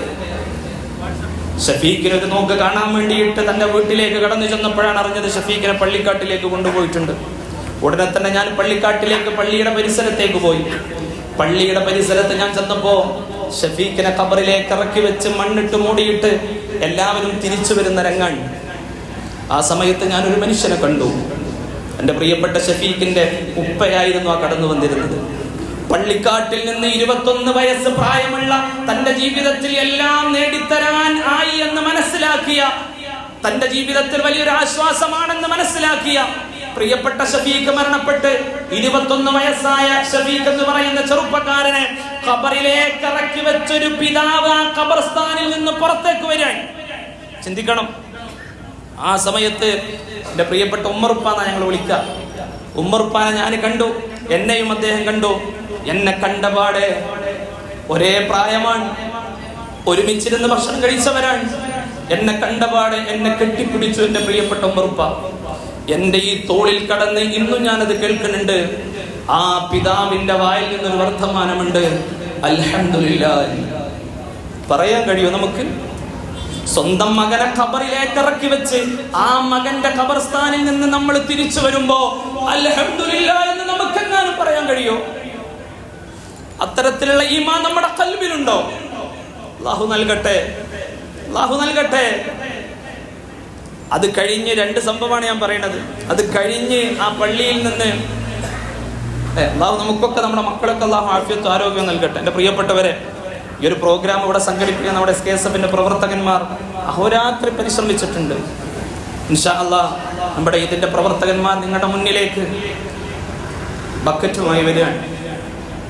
പടച്ച റബ്ബിനെ ഓർത്ത് മഹാനായ മുഹിയുദ്ദീൻ ശൈഖ് തങ്ങളുടെ പേരിൽ നല്ല നീയത്തോടെ, ആർക്കോ വേണ്ടിയിട്ട് അല്ലെങ്കിൽ അടുത്തുള്ള ആൾ കാണാണ്ടിരിക്കുക എന്ന ചിന്തയൊന്നുമില്ല, അള്ളാഹുവിനെ സാക്ഷിയാക്കി ഈ സദസ്സിൽ വെച്ച് നല്ല നീയത്തോടുകൂടെ തന്റെ ആഗ്രഹങ്ങളും തന്റെ പ്രയാസങ്ങളും തന്റെ ബുദ്ധിമുട്ടുകൾക്കും ഒരു അറുതി വേണമെന്ന നല്ല നീയത്തോടുകൂടെ യഥാർത്ഥ വിശ്വാസിയായി നാളെ മരിച്ചു കിടക്കുമ്പോ നാളെ നമ്മുടെ വീട്ടിന്റെ മുന്നിലേക്ക് മയ്യത്ത് തുണിയിൽ നമ്മളെ പൊതിഞ്ഞിട്ട് നാളെ മയ്യത്ത് കൊണ്ടുവരില്ലേ?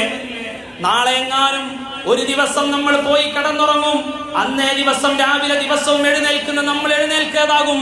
മക്കൾ പറയും, എന്തേ ഉമ്മ എഴുന്നേൽക്കുന്നില്ല? റൂമിലേക്ക് കടന്നു വന്ന് ഉമ്മയെ മാറത്തടിച്ച് വിളിക്കും മക്കൾ. പിതാവിനെ നോക്കിയിട്ട് പിതാവ് വിളിച്ചു നോക്കും, പക്ഷേ ഇത്ര ദിവസം രാവിലെ നേരത്തെ എഴുന്നേറ്റ എന്റെ ഉപ്പ ഇന്ന് എഴുന്നേൽക്കണില്ല. എഴുന്നേൽക്കാത്ത പിതാവിന്റെ പുതപ്പ് മാറ്റിയിട്ട് പിതാവിന്റെ കൈ പിടിച്ചപ്പോ ആ കൈ വല്ലാണ്ട് തണുത്തു പോയിട്ടുണ്ടാകാം. തണുത്ത കൈ കണ്ട മക്കൾ ഞെട്ടി ആർത്തട്ടഹസിച്ച് കരഞ്ഞ് ഉമ്മ ഉപ്പ എന്ന് പറഞ്ഞ് പൊട്ടിക്കരയുന്ന മക്കൾ നമ്മുടെ വീട്ടിന്റെ റൂമിലുണ്ടാകില്ലേ? അന്ന് ആ സമയത്ത് ആളുകളെല്ലാവരും വിളിച്ചു കൂട്ടും, ഇന്നാലിന്ന ആള് മരണപ്പെട്ടു, ഈ ലോകത്തോട് ഇവിടെ പറഞ്ഞു. പള്ളിയുടെ മിനാരത്തിന്റെ മുകളിൽ നിന്ന് വിളിച്ചു പറയും, ഇന്നാലിന്ന ആള് മരണപ്പെട്ടു. സകലമാന വാട്സപ്പ് ഗ്രൂപ്പിലും പറയും, ഇന്നാലിന്ന ഉമ്മ മരണപ്പെട്ടു. നമ്മുടെ പേരല്ലേ ആ നോട്ടീസിൽ ഉണ്ടാവുക, നമ്മുടെ പേരല്ലേ ആ വാട്സപ്പ് ഗ്രൂപ്പിൽ പരക്കുക. എന്തേ ഉറപ്പുണ്ടോ പരക്കില്ല എന്ന്? അന്ന് നമ്മൾ അന്ന് അവിടെ ജീവിച്ചിരിക്കുന്ന ഓരോരുത്തരുടെയും വാട്സപ്പിലേക്ക് കടന്നു വരും, ഇന്നാലിന്ന ഉമ്മ മരണപ്പെട്ടു, ഇന്നാലിന്ന സഹോദരി മരണപ്പെട്ടു. എല്ലാവരും തന്റെ വീട്ടിലേക്ക് വരും. അന്ന് നമ്മുടെ വീട്ടിന്റെ ഉമ്മറത്തിൽ വെള്ളത്തുണിയിൽ പൊതിഞ്ഞ് നമ്മളെ കടത്തപ്പെടും. വെള്ളത്തുണിയിൽ പൊതിഞ്ഞ് നമ്മളെ കടത്തും. ആരോ ചോദിക്കും, മയ്യത്ത് കുളിപ്പിക്കാനായില്ലേ? ആ സമയത്ത് നമ്മുടെ പച്ചയായ ശരീരമെടുത്ത് ആരും കാണാത്ത ഭാഗത്തേക്ക് കൊണ്ടുപോയി ആരൊക്കെയോ കുളിപ്പിക്കപ്പെടും. ഇത്ര നാൾ ആരും കാണാതെ കുളിച്ചിരുന്ന, തനിച്ച് കുളിച്ചിരുന്ന നമ്മളെ ആരൊക്കെയോ ചേർത്ത് കുളിപ്പിക്കപ്പെടും. ഇത്ര നാൾ സ്വന്തമായി വസ്ത്രം ധരിച്ചിരുന്ന ഇന്ന് ഈ മജ്‌ലിസിലേക്ക് വരുമ്പോ നമ്മളല്ലേ നമ്മുടെ വസ്ത്രം ധരിച്ചത്? അന്ന് നമ്മുടെ വസ്ത്രം ആരൊക്കെയോ ധരിപ്പിക്കപ്പെടും. ആരൊക്കെയോ നമ്മുടെ ശരീരത്തിൽ അന്തർപൂശപ്പെടും. വെള്ളത്തുണിയിൽ പൊതിഞ്ഞ് നമ്മുടെ മയ്യത്ത് നമ്മുടെ വീട്ടിന്റെ ഉമ്മറത്തിൽ വെക്കപ്പെടും. ആ സമയത്ത് പൊട്ടിക്കരയുന്ന മക്കൾ ഉണ്ടാകാം ചാരത്ത്, ഭർത്താവിനെ ആലോചിച്ച് പൊട്ടിക്കരയുന്ന ഭാര്യ ഉണ്ടാകാം ചാരത്ത്, ഭാര്യയെ ഓർത്ത് പൊട്ടിക്കരയുന്ന ഭർത്താവ് ഉണ്ടാകാം ചാരത്ത്. എല്ലാവരും കരയുമ്പോ മക്കളുടെ മുഖത്തേക്ക് നോക്കിയിട്ട് നമുക്ക് പറയാൻ കഴിയണം, അവർ കാണുന്നില്ലെങ്കിലും, മോനെ മോളെ എന്തിനാണ് നിങ്ങൾ കരയണത്? ഈ വാപ്പ രക്ഷപ്പെട്ടിട്ടുണ്ട്, ഈ വാപ്പാനെ കുറിച്ച് നിങ്ങൾ കരയണ്ട. ഈ ഭർത്താവിനെ കുറിച്ച് പെണ്ണെ നീ കരയേണ്ട ആവശ്യമില്ല. ഈ ഭാര്യയെ കുറിച്ച് എന്റെ പ്രിയപ്പെട്ട പ്രിയതമനെ നിങ്ങൾ കരയേണ്ട ആവശ്യമില്ല. കാരണം എന്റെ ജീവിതം രക്ഷപ്പെട്ടിട്ടുണ്ട്.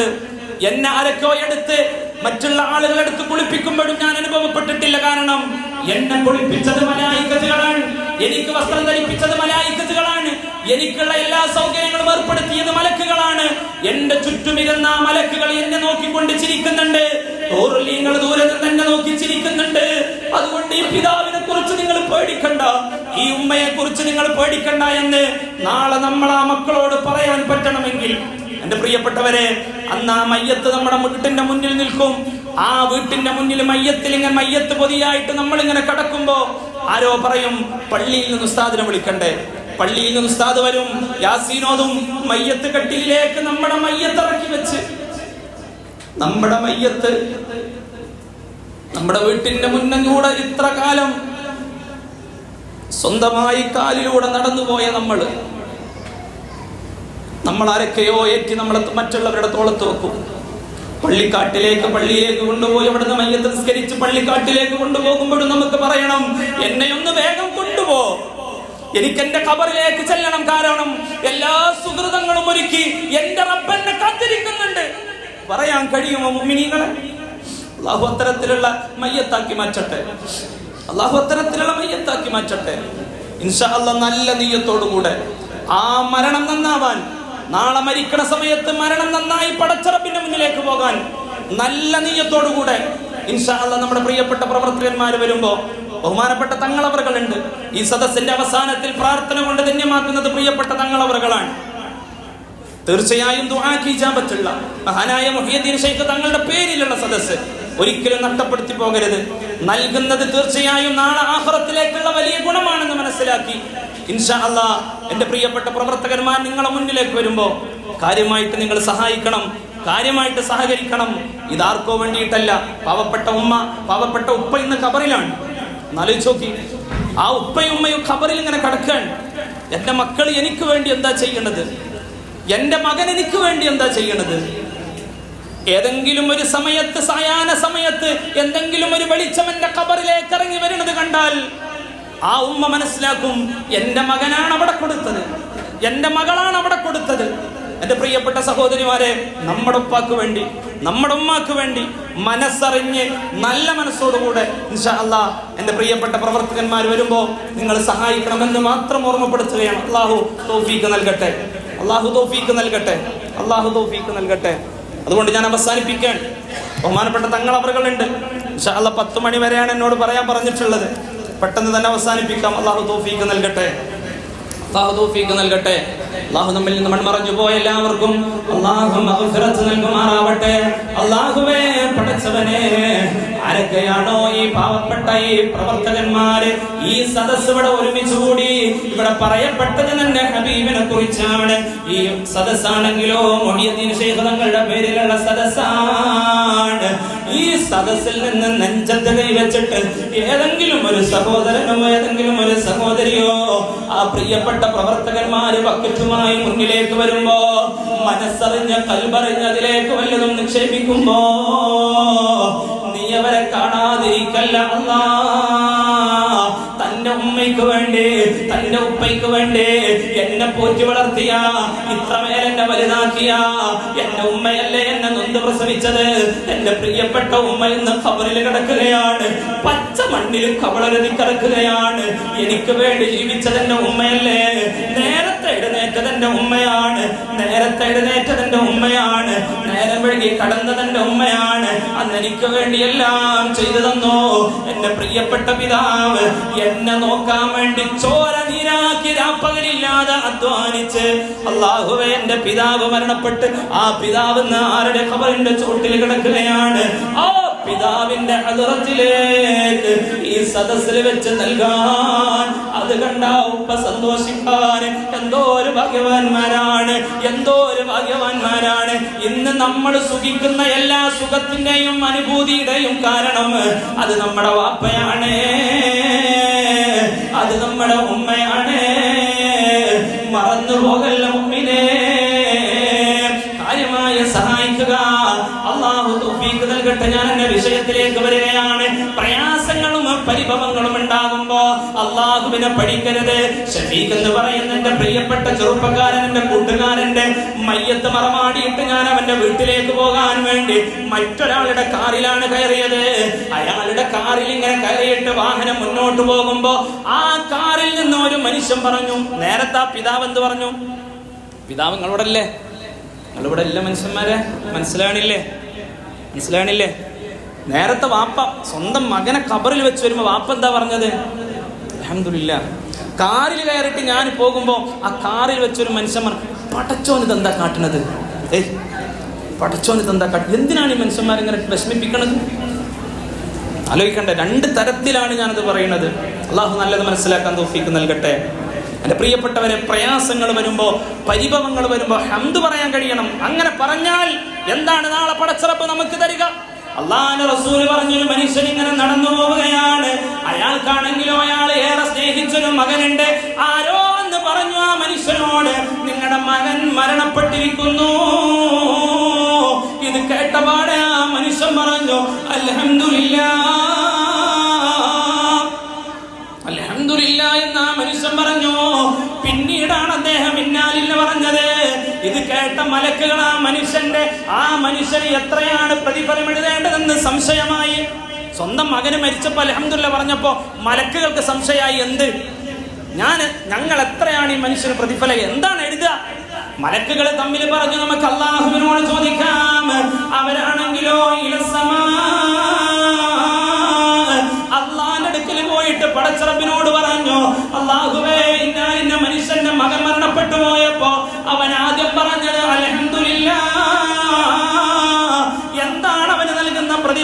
ചോദിച്ചപ്പോ അല്ലാഹു തആല മലക്കുകളോട് പറഞ്ഞത്, ആ മനുഷ്യനില്ലാതിരുന്ന സമയത്ത് അൽഹംദുലില്ലാഹ് എന്ന് പറഞ്ഞു നിങ്ങൾ എഴുതി വെച്ചാൽ മതി. നാളെ അവൻ മരണപ്പെട്ട് എന്റെ മക്കളിലേക്ക് വരുമ്പോ ഞാനവന് നേരിട്ട് ഞാനതിന്റെ പ്രതിഫലം നൽകാം. അല്ലാഹു നേരിട്ട് നൽകാം. മലക്കുകൾ ചോദിച്ചു, എന്താണ് അവന് നൽകുക? നാളെ മനുഷ്യൻ മരണപ്പെട്ട് പടച്ച റബ്ബിന്റെ മുന്നിലേക്ക് വരുമ്പോ അല്ലാഹു ആ മനുഷ്യന് നൽകുന്ന കൂലി എന്തെന്നറിയോ? ഇബ്നു ലഹു ബൈതൻ ഫിൽ ജന്ന.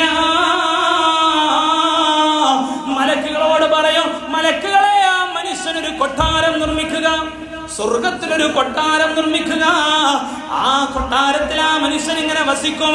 പ്രയാസങ്ങൾ വരുമ്പോ, പരിഭവങ്ങൾ വരുമ്പോ, ഒരുപാട് ബുദ്ധിമുട്ടുകളിലൂടെ നമ്മൾ ജീവിക്കുമ്പോ അള്ളാന്റെ പ്രവാചകന്മാരല്ലേ ലോകത്തേറെ പരീക്ഷിക്കപ്പെട്ടത്. നിങ്ങൾക്കറിയില്ലേ മഹാനായ അയ്യൂബ് നബി അലൈഹിസ്സലാത്തു വസ്സലാം? ആരാ അയ്യൂബ് നബി? ആരാ? അള്ളാഹു ഒരുപാട് അനുഗ്രഹങ്ങളെ കൊണ്ട് നിറച്ചു കൊടുത്ത പ്രവാചകനാണ് അയ്യൂബ് നബി. ഒരുപാട് ഭാര്യമാരുണ്ടായിരുന്നു. ആർക്ക്? ഇവിടെ ശ്രദ്ധിക്കണം. ഒരുപാട് ഭാര്യമാരുണ്ടായിരുന്നു. ആർക്ക്? അയ്യൂബ് നബി അലൈഹി സ്വലാത്തു വസ്സലാം. ഒരുപാട് ഭാര്യമാരുണ്ടായത് കൊണ്ട് തന്നെ അയ്യൂബ് നബിക്ക് എന്തുണ്ട്? ഒരുപാട് മക്കളുണ്ട്. ഒരുപാട് ഭാര്യമാരുണ്ടാവും, ഒരുപാട് മക്കളുണ്ടാവും. ഒരുപാട് മക്കളുണ്ട്. ആർക്ക്? അയ്യൂബ് നബി അലൈഹി സ്വലാത്തു വസ്സലാം. എല്ലാ അനുഗ്രഹത്തിലും ജീവിക്കുമ്പോഴാണ് അള്ളാഹു വലിയ മാരകമായ രോഗം നൽകിയിട്ട് അയ്യൂബ് നബിയെ പരീക്ഷിക്കപ്പെടുന്നത്.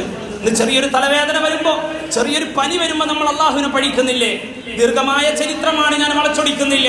മഹാനായ അയ്യൂബ് നബി അലൈഹി സ്വലാത്തു വസ്സലാമിനെ വീട്ടിൽ നിന്ന് പുറത്താക്കി. അദ്ദേഹത്തിന്റെ ശരീരത്തിൽ നിന്ന് വരുന്ന ദുർഗന്ധം അനുഭവിക്കാൻ കഴിയാതെ നാട്ടിൽ നിന്ന് ഓടിക്കപ്പെട്ടു. തന്റെ ഭാര്യയായ റഹ്മത്ത് ബീവി റളിയല്ലാഹു തആല അൻഹ, റഹ്മത്ത് ബീവി മാത്രമാണ് അയ്യൂബ് നബിയുടെ കൂടെ ഉള്ളത്. അവസാനം അയ്യൂബ് നബി ആ നാട് വിട്ടുപോയി. അയ്യൂബ് നബി അലൈഹി സ്വലാത്തു വസ്സലാം മറ്റൊരു നാട്ടിൽ പോയി. അയ്യൂബ് നബി അലൈഹി സ്വലാത്തു വസ്സലാം ജീവിക്കുമ്പോഴാണ് ഒരു ദിവസം അയ്യൂബ് നബിയുടെ ശരീരത്തിൽ രോഗമങ്ങ് പടർന്ന് അവസാനം അത് നാവിലേക്കെത്തി. നാവിന്റെ തുമ്പിലും രോഗമങ്ങ് പടർന്നപ്പോ അയ്യൂബ് നബി അലൈഹി സ്വലാത്തു വസ്സലാമിന്റെ രോഗം എന്താണ്? അയ്യൂബ് നബി നടന്നു പോകുമ്പോ അയ്യൂബ് നബിയുടെ ശരീരത്തിൽ നിന്ന് അവയവങ്ങൾ ഇങ്ങനെ കൊടിഞ്ഞു പോകും. മാത്രമല്ല പുഴുക്കൾ ഇങ്ങനെ കൊടിഞ്ഞു പോകും. കാണുന്ന ആളുകൾക്ക് വല്ലാത്ത ദുർഗന്ധമാണ്. കേൾക്കുന്നവരൊക്കെ ആട്ടി ഓടിക്കുന്ന അവസ്ഥയാണ്. അയ്യൂബ് നബി അലൈഹി സ്വലാത്തു വസ്സലാമിന്റെ ഭാര്യമാണ് കൂടെയുള്ളത്.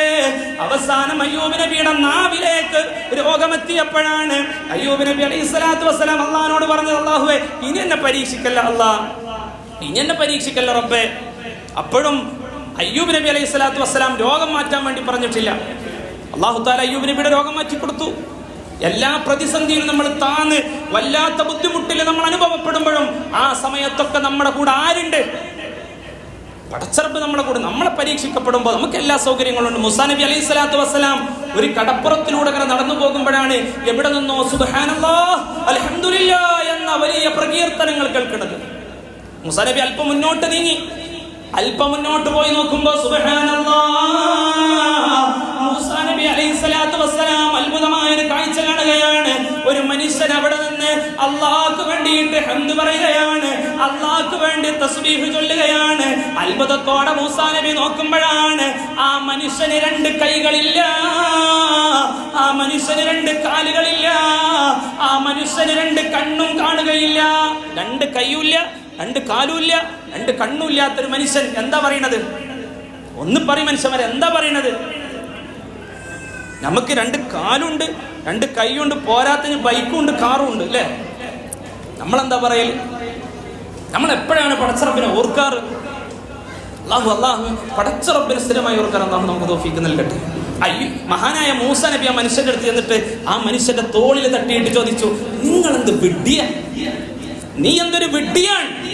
അള്ളാഹു നിനക്ക് വലിയ പരീക്ഷണങ്ങൾ തന്നു. അയാളെ മനസ്സിലാക്കാൻ വേണ്ടിയിട്ട് ചോദിക്കുകയാണ് മൂസാ നബി, നിങ്ങളെന്ത് വിഡ്ഢിയാണ്? കാരണം നിങ്ങൾക്ക് 2 കൈ തന്നിട്ടില്ല, നിങ്ങൾക്ക് 2 കാല് തന്നിട്ടില്ല, നിങ്ങൾക്ക് കാഴ്ചക്ക് ശക്തി തന്നിട്ടില്ല. പിന്നെ എന്തിനാണ് നിങ്ങൾ അള്ളാഹുവിനെ എങ്ങനെ ഓർക്കുന്നത്? അള്ളാഹ്ക്ക് വേണ്ടിയിട്ട് എന്തിനാണ് തസ്ബീഹ് ചൊല്ലണത് എന്ന് മഹാനായ മൂസാ നബി ആ മനുഷ്യനോട് ചോദിച്ചപ്പോ, എന്റെ പ്രിയപ്പെട്ട ചെറുപ്പക്കാരെ, എന്റെ പ്രിയപ്പെട്ട ചെറുപ്പക്കാരികളെ, അല്ലാഹു സുബ്ഹാനഹു വ തആല ഇത്രയേറെ പരീക്ഷണം നടത്തിയിട്ടോ ആ മനുഷ്യനെ അള്ളാഹനെ സ്തുതിച്ചിട്ട് ആ മനുഷ്യന് മൂസാ നബിയോട് പറയുകയാണ്, അല്ലയോ മനുഷ്യ, ഞാനല്ലേ നിങ്ങളെക്കാൾ ഞാനല്ലേ നിങ്ങളെക്കാൾ വലിയ ഭാഗ്യവാന്? നാളെ എന്നെയും നിന്നെയും നാളെ പടച്ചറപ്പിന്റെ മുന്നിൽ വെക്കും. അങ്ങനെ പടച്ചറപ്പിന്റെ മുന്നിൽ നമ്മൾ നിൽക്കുമ്പോഴാണ് അള്ളാഹു നമ്മളോട് ചോദിക്കില്ലേ, നാളെ നിന്റെ കൈ കൊണ്ട് ചെയ്തതിന് നീ മറുപടി പറ, നിന്റെ കാലുകൊണ്ട് തമ്മാടിത്തരത്തിലേക്ക് നടന്നതിന് മറുപടി പറ, നിന്റെ കണ്ണുകൊണ്ട് തമ്മാടിത്തരം കണ്ടതിന് മറുപടി പറയാ. ആ സമയത്ത് ഞാനല്ലേ ഭാഗ്യവാന്? എനിക്കല്ലേ എന്റെ റബ്ബ് അനുഗ്രഹം തന്നത്? എനിക്കല്ലേ എന്റെ റബ്ബ് അനുഗ്രഹം തന്നത്? എനിക്ക് 2 കാല് തന്നിട്ടില്ല. അതിന് പകരമായി പടച്ചറപ്പിന്റെ മുന്നിൽ എനിക്ക് ഈ കാലിനെ കുറിച്ച് നാളെ പറയേണ്ടി വരില്ല. എനിക്ക് അല്ലാഹു 2 കൈ തന്നിട്ടില്ല. അതുകൊണ്ട് ഈ കൈയിനെ കുറിച്ച് നാളെ റബ്ബിന്റെ മുന്നിൽ എനിക്ക് പറയേണ്ടി വരില്ല. എനിക്ക് എന്റെ റബ്ബിന്റെ മുന്നിൽ പറയേണ്ട, പക്ഷേ നാളെ നിങ്ങൾ പറയണ്ടേ, നമ്മൾ പറയേണ്ടി വരില്ലേ? ഈ കാലുകൊണ്ട് ചെയ്തത് പറയണ്ടേ, ഈ കൈ കൊണ്ട് ചെയ്തത് നാളെ റബ്ബിന്റെ മുന്നിൽ നിന്നിട്ട് വറവറച്ച് നമ്മൾ പറയേണ്ട ഒരവസ്ഥയെ കുറിച്ച് ചിന്തിച്ചിട്ടുണ്ടോ? അല്ലാഹു നമ്മളെ ഹിസാബൊക്കെ അല്ലാഹു ഉറപ്പാക്കി തരട്ടെ. ആ മനുഷ്യൻ പറഞ്ഞു, ഞാനല്ല ഭാഗ്യവാൻ, നിങ്ങൾ ഇതിനെ കുറിച്ചൊക്കെ മറുപടി പറയണ്ടേ. മഹാനായ മൂസാ നബി ആ മനുഷ്യനെ കെട്ടിപ്പിടിച്ച് ചുംബനം ചെയ്തിട്ട് പിരിഞ്ഞുപോയി. പരീക്ഷണങ്ങൾ വരുമ്പോ, എല്ലാ ബുദ്ധിമുട്ടുകളും വരുമ്പോൾ അള്ളാനെ സ്തുതിക്കണം, അള്ളാനെ പഠിക്കണം. നമുക്ക് എന്ത് ബുദ്ധിമുട്ട് വന്നാലും നമ്മുടെ കൂടെ ആരുണ്ട്? നമ്മുടെ കൂടെ ആരുണ്ട്? അല്ലാഹു റബ്ബുൽ ഇസ്സത്ത് നമ്മളെ കൂടെ ഉണ്ട്. തങ്ങളെ നമുക്കുണ്ടോ? അവസാനിപ്പിക്കാം ഇൻഷാ അല്ലാഹ്. അവസാനിപ്പിക്കുക 10 മണിയാകുമ്പോൾ ഞാൻ നിർത്തും ഇൻഷാ അല്ലാഹ്. നമ്മളെ കൂടെ ആരുണ്ട്? അല്ലാഹു റബ്ബുൽ ഇസ്സത്ത് നമ്മുടെ കൂടെ ഉണ്ട്. ഒരു നിലക്കും രക്ഷപ്പെടാത്തൊരു മനുഷ്യൻ, 1000-ൽ 1 സാധ്യത പോലും രക്ഷപ്പെടാത്തൊരു മനുഷ്യനെ ആര് രക്ഷപ്പെടുത്തി? അല്ലാഹു റബ്ബുൽ ഇസ്സത്ത് രക്ഷപ്പെടുത്തി. ആരാന്നറിയോ? മഹാനായ യൂനുസ് നബി അലൈഹി സ്വലാത്തു വസ്സലാം. നമുക്കറിയാം ചരിത്രം. യൂനുസ് നബി അലൈഹി സ്വലാത്തു വസ്സലാമിനെ നീനവ എന്ന് പറയുന്ന പ്രദേശത്തേക്ക് പ്രബോധനത്തിനായി അയച്ചു. യൂനുസ് നബി 40 വർഷക്കാലത്തോളം അവിടെ പ്രബോധനം നടത്തി, പ്രസംഗിച്ചു നടന്നു. ആര്? യൂനുസ് നബി 40 കൊല്ലം പ്രവർത്തിച്ചിട്ട് പ്രസംഗിച്ചിട്ട് ഒരാൾ പോലും പരിശുദ്ധമാക്കപ്പെട്ട ദീനിലേക്ക് വന്നിട്ടില്ല. പിന്നല്ല ഞാൻ 2 ദിവസം പ്രസംഗിച്ചിട്ട്. അല്ലാഹു നമ്മളൊക്കെ നന്നാക്കട്ടെ, അല്ലാഹു നമ്മളൊക്കെ നന്നാക്കട്ടെ. ആരും വരാത്തത് കണ്ടപ്പോ യൂനുസ് നബി അലൈഹി സ്വലാത്തു വസ്സലാം, ഒരു പ്രവാചകൻ ആ നാട്ടിലേക്ക് അള്ളാഹു നിശ്ചയിച്ചാൽ അള്ളാന്റെ സമ്മതമല്ലാണ്ട് ആ പ്രവാചകൻ അവിടെ നിന്ന് പോകാൻ പാടില്ല എന്നാണ്. യൂനുസ് നബി അലൈഹി സ്വലാത്തു വസ്സലാം നീനവ എന്ന് പറയുന്ന നാട്ടിൽ നിന്ന് മഹാനായ യൂനുസ് നബി അലൈഹി സ്വലാത്തു വസ്സലാം നാട് വിട്ട് മറ്റൊരു നാട്ടിലേക്ക് പോവുകയാണ് അള്ളാഹുവിന്റെ സമ്മതമില്ലാതെ. യൂനുസ് നബി കപ്പൽ നങ്കൂരമിട്ട് നിൽക്കുന്ന ആ സമുദ്രത്തിന്റെ തീരത്ത് യൂനുസ് നബി അലൈഹി സ്വലാത്തു വസ്സലാം എന്നിട്ട് ആ സമുദ്രത്തിന്റെ തീരത്ത് നിർത്തിയിട്ടിരിക്കുന്ന കപ്പലിൽ യൂനുസ് നബി അലൈഹി സ്വലാത്തു വസ്സലാം കയറാൻ യൂനുസ് നബി കപ്പലിൽ കയറി. കപ്പൽ മുന്നോട്ട് നീങ്ങി, തിരമാലകളെ ഭേദിച്ചുകൊണ്ട് കപ്പൽ മുന്നോട്ട് പോയി. കടലിന്റെ ഒത്ത നടുവിലെത്തിയപ്പോഴാണ് ഭയങ്കരമായ കാറ്റും മഴയും വന്നപ്പോ കപ്പൽ ആടി ഉലയാൻ തുടങ്ങി. കപ്പിത്താന് പറഞ്ഞു, ഈ കപ്പലിൽ നമ്മുടെ ഈ യാത്രയിൽ അന്നത്തെ വിശ്വാസപ്രകാരം ഈ ദൈവത്തെ നിഷേധിച്ച ആരോ നമ്മുടെ കപ്പലിലുണ്ട്, അള്ളാഹുവിനെ തെറ്റ് ചെയ്ത ആരോ ഈ കപ്പലിലുണ്ട്. അതുകൊണ്ട് അയാളെടുത്ത് പുറത്തിടാതെ നമ്മളെ രക്ഷപ്പെടൂല. അയാളെ പുറത്തിട്ടാ നമ്മളെന്താവും? രക്ഷപ്പെടും. കപ്പിത്താൻ ഇത് പറഞ്ഞപ്പോ എങ്ങനെയാണ് ആ പാപിയെ തെരഞ്ഞെടുക്കുക? അവരെല്ലാവരും കൂടെ തീരുമാനിച്ചു, നമുക്ക് നറുക്കിട്ടു. ആ കപ്പലിലുള്ള മുഴുവൻ ആളുകളുടെയും പേരിട്ട് നറുക്കിട്ടു. ആ നറുക്കിട്ട സമയത്ത് നറുക്കെടുത്തപ്പോൾ പേര് കിട്ടിയ പേരേതെന്നറിയുമോ?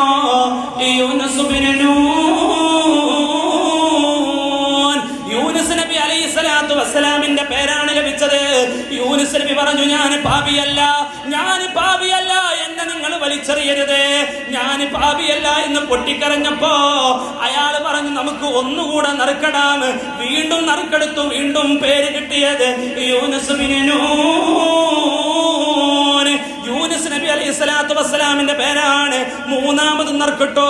മൂന്നാമതും പേര് കിട്ടിയത് യൂനുസ് നബിയുടെയാണ്. അവസാനം യൂനുസ് നബിയെ കപ്പലിൽ നിന്ന് 2 കൈയും 2 കാലും കെട്ടി ആ കപ്പലിൽ നിന്ന് ആ സമുദ്രത്തിലേക്ക് വലിച്ചെറിയുകയാണ്.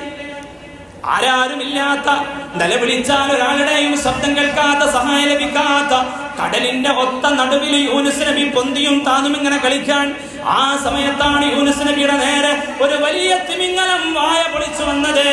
യൂനുസ് നബി ആ വായയിലൂടെ ആ തിമിംഗലത്തിന്റെ വയറ്റിലേക്ക് എത്തി.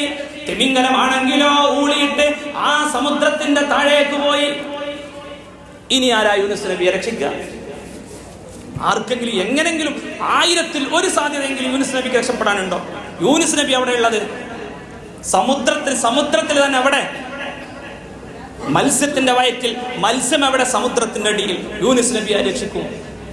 യൂനുസ് നബി അലൈഹിസ്സലാത്തു വസ്സലാം ആ സമുദ്രത്തിനടിയിൽ നിന്ന് അല്ലാഹുവിന്റെ ദിക്ർ പറഞ്ഞു. ലാ ഇലാഹ ഇല്ലാ അൻത സുബ്ഹാനക ഇന്നി കുൻതു മിനൽ ളാലിമീൻ. യൂനുസ് നബി 40 ദിവസം ഈ ദിക്ർ ചൊല്ലാൻ തുടങ്ങി. ചൊല്ലി ഒരുപാട് ദിവസം കഴിഞ്ഞപ്പോ 40ാമത്തെ ദിവസം വന്നപ്പോ, ദിക്റൊക്കെ നമ്മൾ ചൊല്ലുമ്പോൾ മനസ്സിലാക്കണം, അതിനൊക്കെ പവിത്രതയുണ്ട്, ഫളിലുണ്ട്. ഇന്ന് നമ്മൾ അതൊക്കെ അടിച്ച് പിണ്ടം വെച്ച് പുറത്തേക്ക് കളഞ്ഞു. ഇന്ന് ദിക്റുമില്ല, സ്വലാത്തുമില്ല, ഒന്നുമില്ല അല്ലേ? എന്നാലും അൽഹംദുലില്ലാ നമ്മളെ മഹല്ലില് ഞാൻ ജോലി ചെയ്തെടുത്തോളം വന്ന് നോക്കുമ്പോൾ അൽഹംദുലില്ലാ ആ കാര്യത്തിലൊക്കെ നമ്മളൊക്കെ മുന്നിലാണ്. അല്ലാഹു നിലനിർത്തട്ടെ.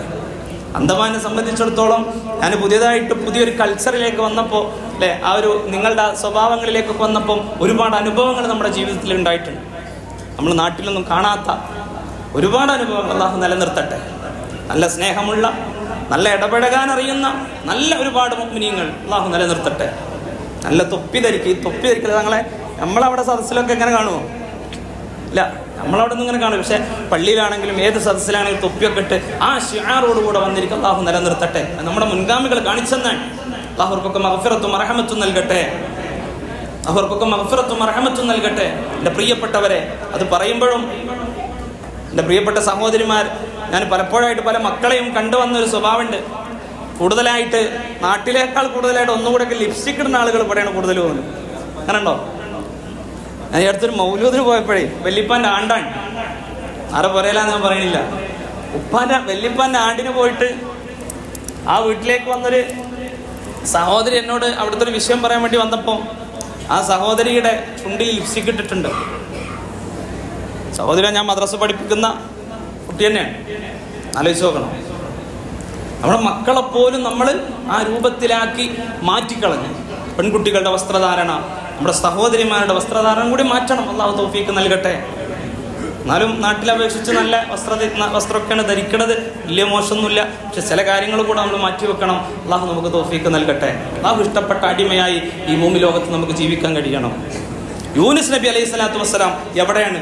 കടലിനടിയിൽ, മത്സ്യത്തിന്റെ വയറ്റിൽ. എന്നിട്ടോ 40 ദിവസം കഴിഞ്ഞപ്പോ മത്സ്യം കടലിന് പുറത്തേക്ക് വന്നു, കരയിലേക്ക് വന്ന് യൂനുസ് നബി അലൈഹി സ്വലാത്തു വസ്സലാമിനെ പുറത്തേക്ക് തുപ്പി. അല്ലാഹു സുബ്ഹാനഹു വ തആല നമ്മൾ ഇന്ന് എല്ലാം നിഷേധിച്ച് കളയാണ്. നമ്മുടെ ജീവിത ശൈലി മാറുമ്പോൾ ഓരോന്നോരോന്ന് നമ്മൾ മാറ്റിക്കൊണ്ടിരിക്കുകയാണ്. ഇന്നലെ ബഹുമാനപ്പെട്ട തങ്ങൾ പറഞ്ഞതുപോലെ ഈ മുഹിയുദ്ദീൻ ശൈഖിന്റെ മാസത്തിൽ ഇന്ന് കുതുബിയത്തില്ല. അതുപോലെ മറ്റുള്ള സദസ്സുകളൊക്കെ ഇന്ന് ഓരോന്നായി ഇല്ലാണ്ടായി പോവാണ്. നമ്മളത് പറയുമ്പോൾ ചിലപ്പം ഉസ്താദ്മാർക്ക് കായിട്ടാനാന്ന് കരുതും. അങ്ങനെ ഉണ്ടല്ലോ. നമ്മളെ വിളിക്കണം എന്നൊന്നും നമ്മൾ പറയണില്ല. പക്ഷെ അങ്ങനത്തെ സദസ്സുകൾ നമ്മുടെ നാട്ടിൽ നിന്ന് ഇല്ലാണ്ടായി പോകാൻ പാടില്ല. അതൊക്കെ ബറക്കത്താണ്.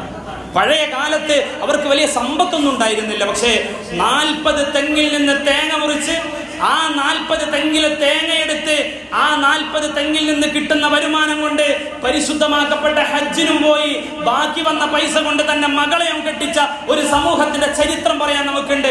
അവരെന്താ പ്രവർത്തിച്ചത്? തേങ്ങ വെട്ടുന്ന സമയത്ത് അതിൽ നിന്നൊരു തേങ്ങയെടുത്ത് ആ തേങ്ങ കൊണ്ട് വീട്ടിൽ കറി വെച്ച് അന്ന് മഹാനായ മുഹിയുദ്ദീൻ ശൈഖ് തങ്ങളുടെ പേരിൽ ഒരുമിച്ച് കൂടി കുത്തുബിയത്ത് ചൊല്ലിയ, മുഹിയുദ്ദീൻ റാത്തിബ് ചൊല്ലിയ ഒരു സമൂഹം മുന്നേ കടന്നുപോയിട്ടുണ്ട്. അതൊക്കെ നഷ്ടപ്പെട്ടു പോയി. ഇന്നൊന്നുമില്ല. ഇന്നെല്ലാം നമ്മൾ പടിയടച്ച് വിണ്ടം വെച്ചു. അല്ലാഹു കാത്ത് രക്ഷിക്കട്ടെ. അതല്ല, ബാപ്പ മരിച്ചാൽ 40 ദിവസം ദിക്ർ, മറ്റുള്ള സ്വലാത്ത്, അതൊക്കെ ഇന്ന് പുതിയ ആശയങ്ങൾ ഇവിടെ ഉണ്ട് എന്നല്ല പറയണം. പുതിയ ആശയങ്ങൾ ഇങ്ങനെ കടന്നു വരികയാണ്. ബാപ്പാക്ക് വേണ്ടിയിട്ട് തഹ്ലീലില്ല, ലാ ഇലാഹ ഇല്ലല്ലാഹ് ചൊല്ലുക. ലാ ഇലാഹ ഇല്ലല്ലാഹ് എന്ന് വാപ്പാക്ക് നമ്മൾ തഹ്ലീൽ ചൊല്ലുമ്പം, മരിച്ചുപോയ ആളുകൾക്ക് തഹ്ലീൽ ചൊല്ലുമ്പം അവർക്കത് കിട്ടുന്നുണ്ടെങ്കിലും ആദ്യം ഗുണായിരിക്കാൻ. വസ്ത്രം അലക്കുമ്പോൾ ആദ്യം വസ്ത്രമല്ല വൃത്തിയാകണത്. എന്താ വൃത്തിയാകണത്? നമ്മുടെ കൈയാണ് ആദ്യം വൃത്തിയാകണത്. വസ്ത്രം അലക്കുമ്പോൾ കൈയാണ് ആദ്യം വൃത്തിയാകണത്. നമ്മുടെ കൽബാണ് ആദ്യം വൃത്തിയാകുക. അതുകൊണ്ട് നമ്മളിൽ നിന്ന് മാറിപ്പോയ എല്ലാ സദസ്സുകളും നമ്മിലേക്ക് കടന്നു വരണം. കുതുബിയത്തിന്റെ സദസ്സും അതുപോലെ മുഹിയുദ്ദീൻ റാത്തിബൊക്കെ അൻതൽ ഹാദി അൻതൽ ഹഖ് ലൈസൽ ഹാദി ലില്ലാഹു എന്നിങ്ങനെ ദിക്റുകൾ ഇങ്ങനെ പറയുന്ന മുഹിയുദ്ദീൻ ശൈഖ് തങ്ങളുടെ യാ ഔസു യാ മുഹിയുദ്ദീൻ അബ്ദുൽ ഖാദിർ ജിലാനി എന്നുള്ള ദിക്റുകളുടെ മുഴക്കം നമ്മുടെ വീട്ടിൽ നിന്റെ ഉള്ളിൽ നിന്ന് ഉയരേണ്ടതുണ്ട് എന്റെ പ്രിയപ്പെട്ട സമൂഹമേ. അതുകൊണ്ട് ഞാൻ അവസാനിപ്പിക്കുകയാണ്. മഹാനായ നൂഹ് നബി അലൈഹിസ്സലാത്തു വസ്സലാമിനെ അല്ലാഹു തആല രക്ഷപ്പെടുത്തിയിട്ടുണ്ടെങ്കിൽ ആ നൂഹ് നബി അലൈഹിസ്സലാത്തു വസ്സലാം ഒരു സമയത്തും രക്ഷപ്പെടൂല എന്ന് ആലോചിച്ച യൂനുസ് നബിയെ രക്ഷപ്പെടുത്തിയതും അല്ലാഹനെ കുറിച്ചിട്ടുള്ള ചിന്തയാണ്. എത്ര വലിയ പ്രശ്നം വന്നാലും എത്ര വലിയ പ്രയാസം വന്നാലും അല്ലാഹു നമ്മളെ സഹായിക്കുമാറാവട്ടെ.